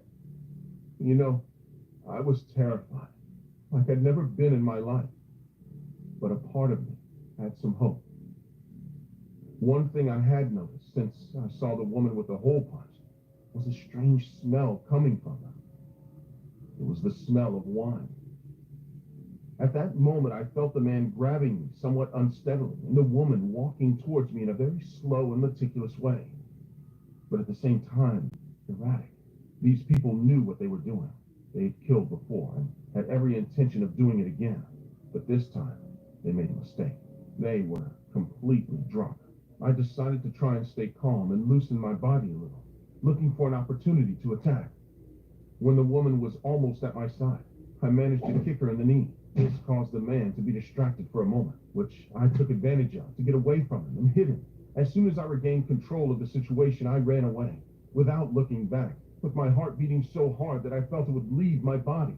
I ran and ran, not knowing where I was going. I was lost in the darkness of the night. I heard their voices behind me, chasing me. No matter how much alcohol they had, they were still very dangerous indeed. And if they caught me, they would not forgive me for running away. This was all a nightmare that refused to end. Finally, I saw lights in the distance. I ran towards the direction they were coming from, and then I identified the lights better. I realized that I was on the road and that those lights were the police. I came screaming for help, and when they saw me, one of them asked me if my name was Adam. Apparently, these cops were surrounding the area, looking for me. I told the police everything, and they called for reinforcements and went to the cannibal's house, but they didn't find them in the house. They were probably hiding in the woods from the moment they saw the police sirens. On the other hand, everything I told you proved to be true, since they found the corpses of the previous victims and managed to identify the brutal killers. To be honest, I don't know how the case ended. After giving my testimony, I don't know how the case ended. After giving my testimony, I decided to stay away from the trial altogether. I know for sure they both received life sentences, but I really didn't want to know anything else about what happened. I didn't want to remember at all what I experienced that night. That was the last night ride I ever took. It may have been a few years ago, but I still dream of that horrible room. When I wake up, I see the eyes of both psychopaths meeting mine. It's as if they never left, as if they live inside me, refusing to let me go on with my life and mocking me because I ate human flesh that night. Since the lockdown, there's been a drastic shift in the work culture all around the world. People are opting to work from home or work from anywhere options rather than going into the office 5 days a week. Around that time, a lot of new YouTubers popped up documenting their van life experiences, and a community of van lifers was created. Luckily, my wife Lisa was one of the first people to choose van living over traditional homes. We rented our current house, bought a spacious van, and started our journey on the road. To say we didn't know the ins and outs of van living would be an understatement. We knew nothing. From the few initial YouTubers, we learned the basics like showering, storage, cooking, and laundry. But beyond that, we learned as we traveled. We have no kids, so that wasn't an issue, and we could do our jobs completely remote, so money wasn't a problem either. Usually, we drove most of the day, and around 4 in the evening, we found ourselves a good parking spot to set up the tent and called it a day. We worked from our van and took turns driving. It was like one long road trip, but that doesn't mean we didn't face challenges on our way. Today, I'm about to share the scariest incident that happened to us in the dead of night. I remember that day like it was yesterday. It was bright and sunny, and it was Lisa's turn to drive, so I was sitting in the back doing my work. We cooked a quick lunch, and we were on our way. Around sunset, we found ourselves in a dense forest-covered freeway. Although it was a freeway, the road was narrow, and hardly any vehicles were passing us. Lisa suggested that we find a good spot and park there for the night. I wasn't quite sure, as we were in the middle of nowhere. The sun was about to set, and we had a strict no driving in the dark policy. Eventually, we found a small building by the road, and we parked there. Lisa started preparing our dinner while I set up camp outside. Although our van is more of a minibus and is pretty self-sufficient, we both prefer to spend some time outdoors after we park for the night. As I was setting the camp, the sun had already set and it was pretty dark by then. I had a small battery-powered lamp and a head torch. I began my work, and by then I was pretty good at setting up camp. Then suddenly, I heard some kind of rustling in the bushes by the tree line, just a few yards away from me. It's normal for wild animals to be in such places, so I became cautious, but continued my work. I heard the rustling again after a few minutes, and this time it was much closer. At that point, I went inside and told Lisa about the rustling noises and grabbed the small video camera we used to document our travels. I held it in one hand and continued setting up camp. That's when I heard it for the first time. The piercing scream of a woman coming from deep within the woods. I freaked, as never before had I heard a screech that disturbing. I stilled and tried to search the area in front of me, only to hear the rustling sound one more time, followed by the loud scream of the woman once again. And then there were loud footsteps coming from the woods in our direction. I left all the camp gear behind, hopped into the van, shut the door, and locked it behind me. Lisa was a bit confused as she hadn't heard anything. But as I was about to explain, we saw someone peep into our van through the slits in the curtain. I dropped to the floor and stayed there for a while. We heard someone walk around our van a few times, and then the culprit finally pounded on our front door. Lisa was terrified, and so was I. We had come across some sketchy people throughout our road trips, but nothing of this sort yet. We had a small gun, but it was inaccessible at that moment. We just lay on the floor, hoping whoever it was would go away. But much to our disappointment, we heard the alarm set below our van go off, meaning this person or animal was below our van and was trying to get to the trap door, which was below it. The next thing we knew, another alarm we had set for our safety had gone off. By then, we had no clue where the attacker was. All we could hear were the two loud beepings of the alarms. Lisa was clinging to my side, trembling and terrified. The alarms were still beeping, and after some time, everything became silent. The alarms had stopped beeping. We heard no screams, rustling, or footsteps. I slowly stood up and looked outside through the window. Everything was pitch black and quiet outside. I slowly opened the door, gathered all the camping gear I had left outside, and got back in. Then Lisa and I drove away from that campsite, not caring for our rules anymore. The GPS showed a small tow a few miles ahead, and by midnight, we arrived there. We parked our van in a local grocery store parking lot and decided to grab something to eat as we didn't get a chance to eat our dinner. In the local diner, there was hardly anyone except us. We sat there still for a few moments, just looking at each other, still recovering from the incident. That's when an old man dressed in a waiter's uniform walked up to us with a notepad in hand. What are you city folk doing here in our little town at this ungodly hour? I was the first one to talk, as Lisa was still speechless.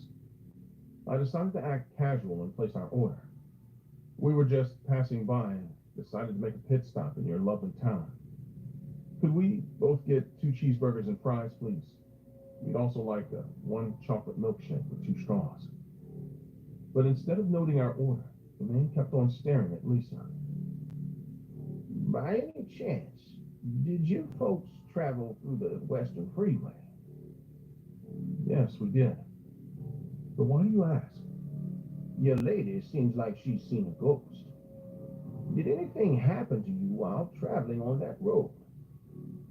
The old man's questions were a little intrusive, but I saw deep concern on his face. So I finally told him everything we'd experienced. He listened to us patiently, all while shooting worried glances at Lisa. You did good, son. Took your girl and left the damn place. No people of this town drive on that road after sunset, as there's a legend associated with that forest. This is a story my grandma told me. Back in the day, there lived a witch in that forest, and with her magic, she captured a villager and turned him into a child-eating monster. Since then, whenever people traveled on that road at night, the monster used to kill the traveling people and take the kids back to the witch by strapping them on his body. As years passed, the attacks reduced, but people driving on that road at night experienced weird things and heard cries of women begging for the lives of their kids. Now, I know your educated folks may think of this as nothing more than a nighttime story, but sometimes it's better to believe in things than to play with fire. Now, I'll get your orders ready soon. Don't bother with the cash. It's on the house. Your kids have had enough already. Then he walked away, and we had our food and slept in our van. The next day, we drove out of that town, and we came back home, ending our road trip once and for all. We valued our life more than the adventure and thrill of the road. But you know what the worst part was? When we got home, and I reviewed the footage from that night, I saw an ugly, fat face peeking from behind one of the trees. That monster is still out there. My name is Timothy Malone, and this is a story about how a fast food restaurant I barely went to nearly ended my life in just one visit. One night, about 4 months ago, my girlfriend Monica and I had been out with some friends until around 11 p.m. On our drive, we both talked about how we were extremely hungry and would like to find something to eat. Not long after, we found a Wendy's close by, and although I had only been to Wendy's a few times, we parked and walked in to get some food. Now, at the time, there was no one else in the restaurant, except one single employee who was working that night.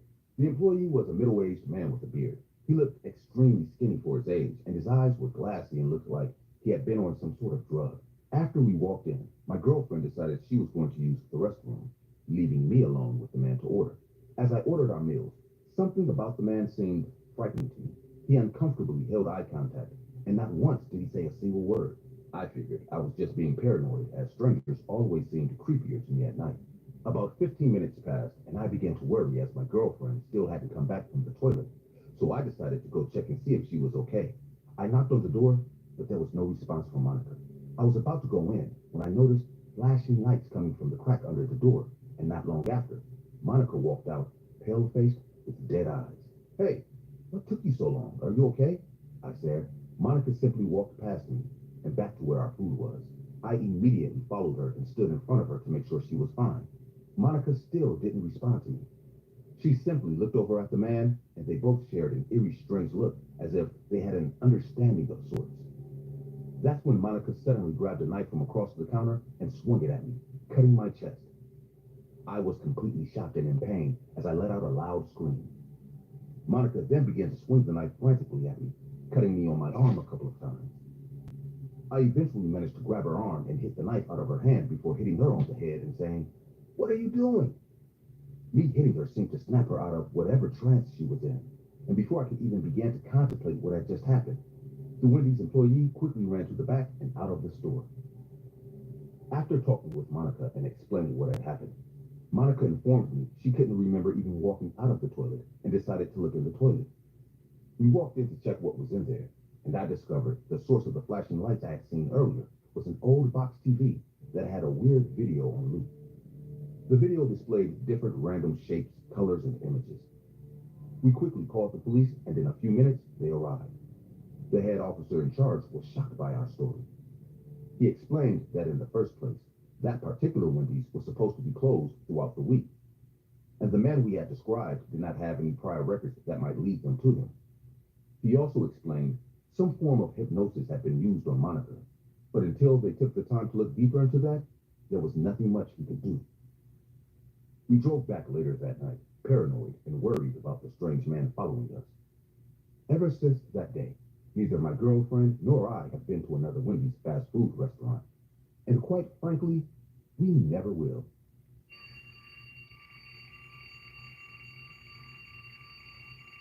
It may seem obvious to say, but it's not easy to lose a loved one. At that moment, everyone thinks they understand you, that they have the right words to say to you, or that you can just pretend that nothing happened to you. I lost a loved one more than 5 years ago. At first, everyone was there for me and supported me, but as time went by, I started to get strange looks. None of them told me directly, but they all wondered how after all this time, I still couldn't stop thinking about Angela, my ex-girlfriend. I understand why they think this 5 years is a long time. What they don't know is that the reason I'm not over Angela is because she visits me.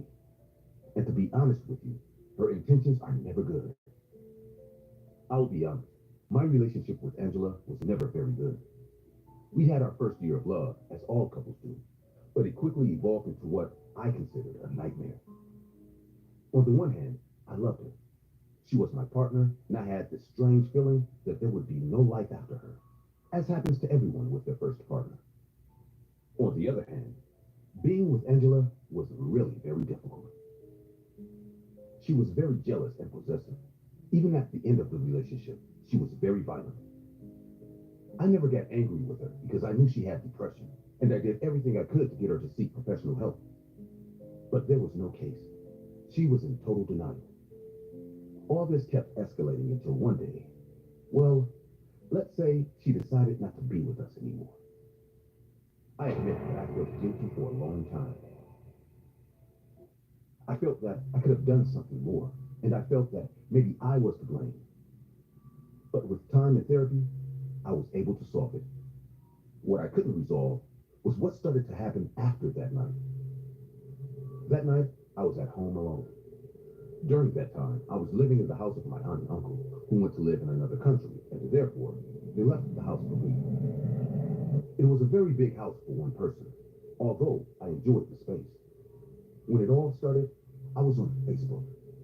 That day was the anniversary of Angela's death, and I couldn't think of her again. I was meeting another girl 2 months ago, so I decided it was time to get over Angela. I went on her Facebook profile and deleted her from my friends. Hello? Scared after answering the phone. Hey, it's me.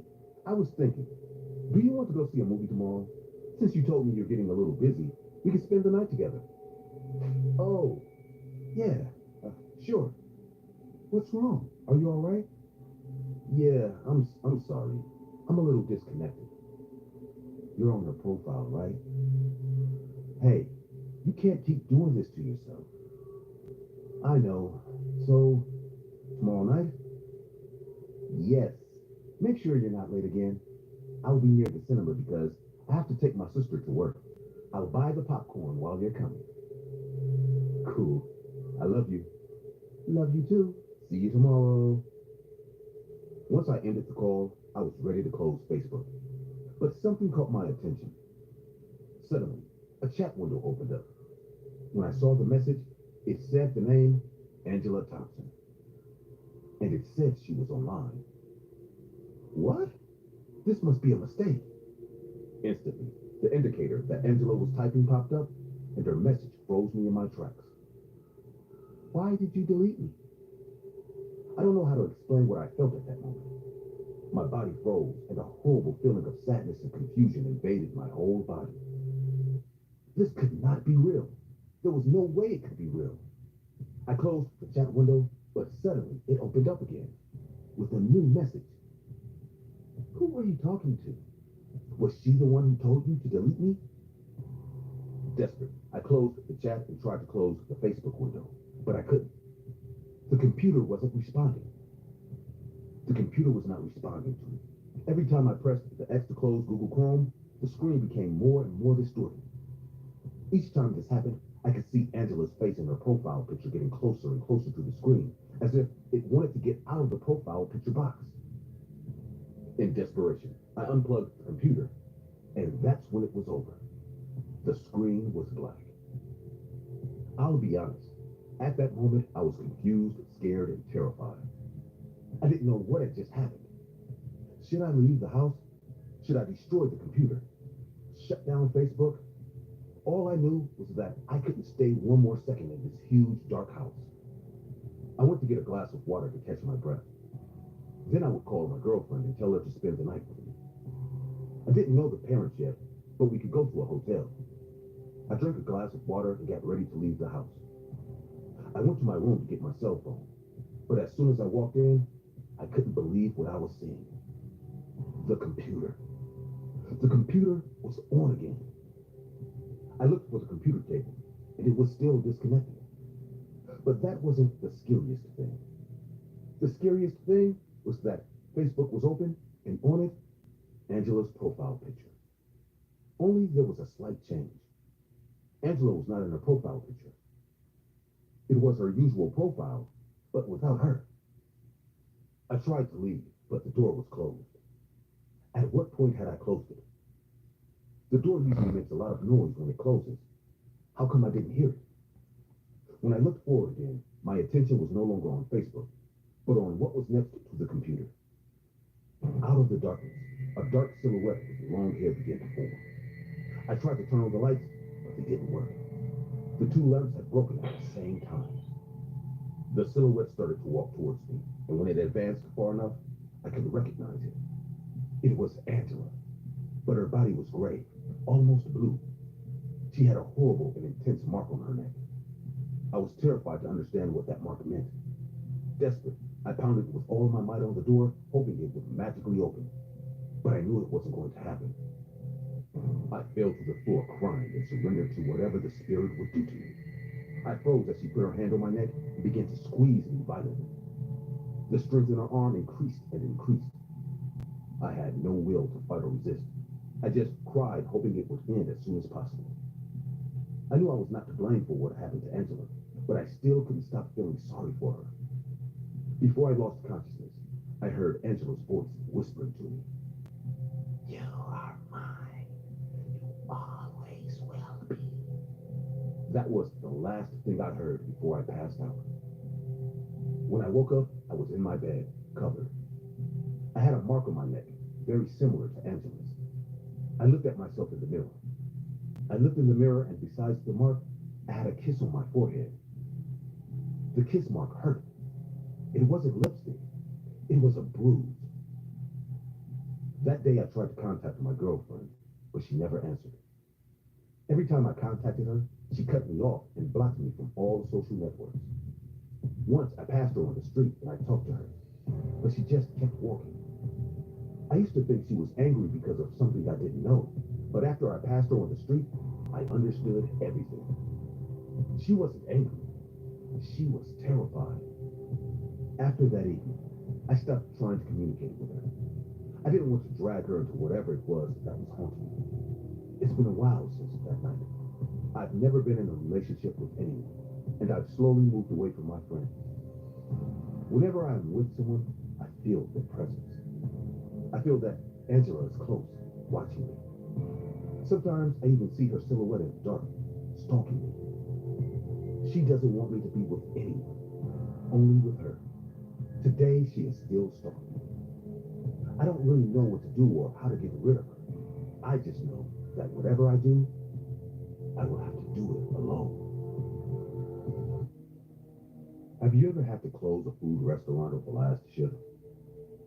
My name is Alex, and it happened to me while working at Taco Bell. This Taco Bell was pretty special though. Since it was located in a very secluded town, I'd say it even operated by its own set of rules. Unlike the city Taco Bell, here we have fewer employees because, truth be told, we didn't need them. I was the newest of the bunch, and honestly, I liked the job. I had a good group of people, and everyone was very patient with me, even though I was a little clumsy. Everything was going well. I was learning the job very quickly, until one night, I was assigned to the night shift.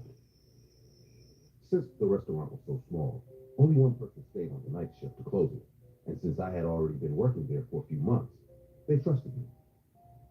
Closing the place wasn't hard. Just giving everything a final cleaning, putting up the chairs, and locking up. I didn't even have to worry about closing the cash register because that was done by a colleague before leaving. The only rule we had to respect without exception was that we had to leave before 11:15 p.m. It was forbidden. I mean, absolutely forbidden to stay on the premises after midnight. To tell the truth, I thought it was something bureaucratic, but I knew it was more to it than that. The manager used to be a very permissive and carefree person, but regarding this issue, he was categorical. When I asked the rest of the employees what the reason was for this, they seemed to know the answer, but they didn't want to tell me. They would always tell me that it was better to just obey him, that someday they would tell me. I closed a few times on the night shift, always obeying the one rule of not going overtime. So I was trusted with the night shift more and more. Everything was going well until one fateful night, when by trusting me and not understanding that the time limit was put in place to protect me, I put my life at risk as I had never done before. That night, the restaurant was full. There was so much work. Luckily, my coworkers helped me. They moved several of my tasks forward so I could leave on time. When they left and the tables began to empty, I must admit that I made a terrible mistake. When cleaning the ice cream machine, I accidentally broke it, and the ice cream started pouring out nonstop. To make matters worse, while trying to fix the ice cream machine, I kicked the bucket, flooding the entire restaurant. I felt like the clumsiest person in the world. I couldn't let this mess stay until tomorrow, or I would surely get in trouble. Just for that night, I decided to stay a little longer to tidy up and pretend nothing had happened. My idea was to go over the deadline, but still finish before midnight. I hurried as fast as I could and finished cleaning up pretty quickly. I went on, and before I knew it, I was done. There was just one little problem. Oh no, it's 12:15. I wasn't going to tell anyone that this had happened to me, but at the same time, I couldn't stay in the restaurant for another minute. I tried to run to my locker to grab my things, but I tripped on the wet floor and fell to the ground. I hurt my arm in the fall, but that was no big deal. It was just a fall.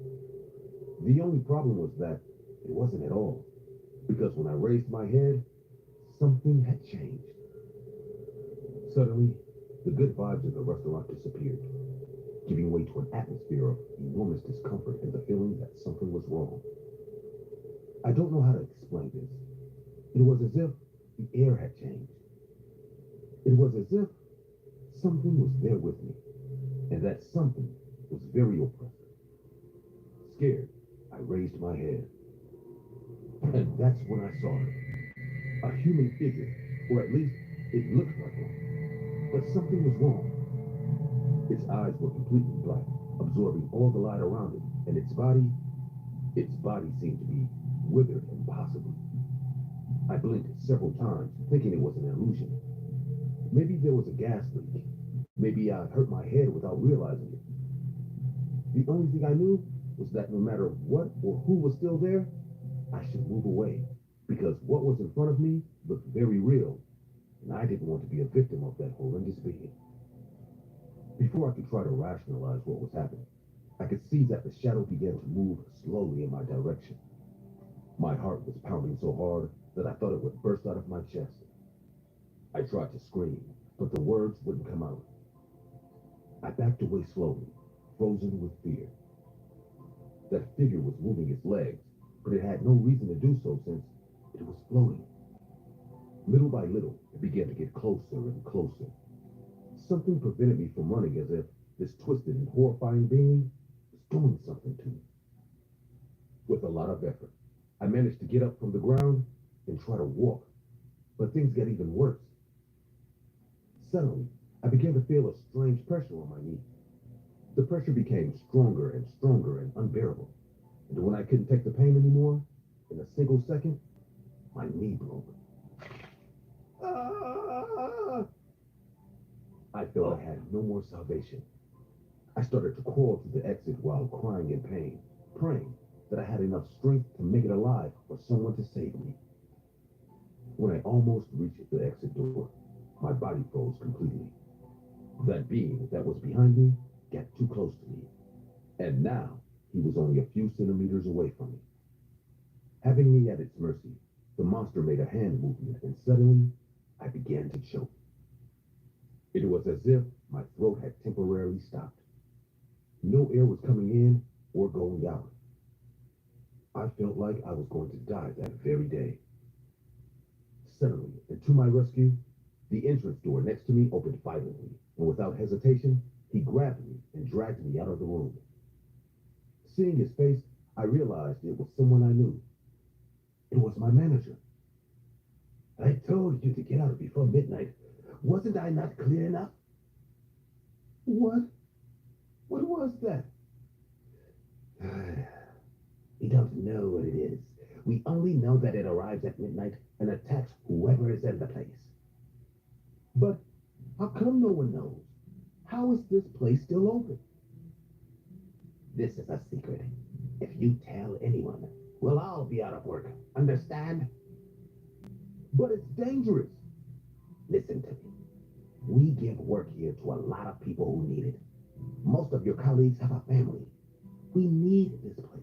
And as long as we respect the rules, nothing bad will happen. My manager's logic may be strange, but I must admit that I partly understood it. The situation of my coworkers and the people in this town is not the best, so having a place like Taco Bell is very good. Besides, I've been here for several months, and to be honest, nothing has ever happened to me before. I kept working there, but I learned to respect the rules. Every night at 11:15 p.m., I would leave everything ready to leave quickly when the time came. It didn't matter if there was any work to be done.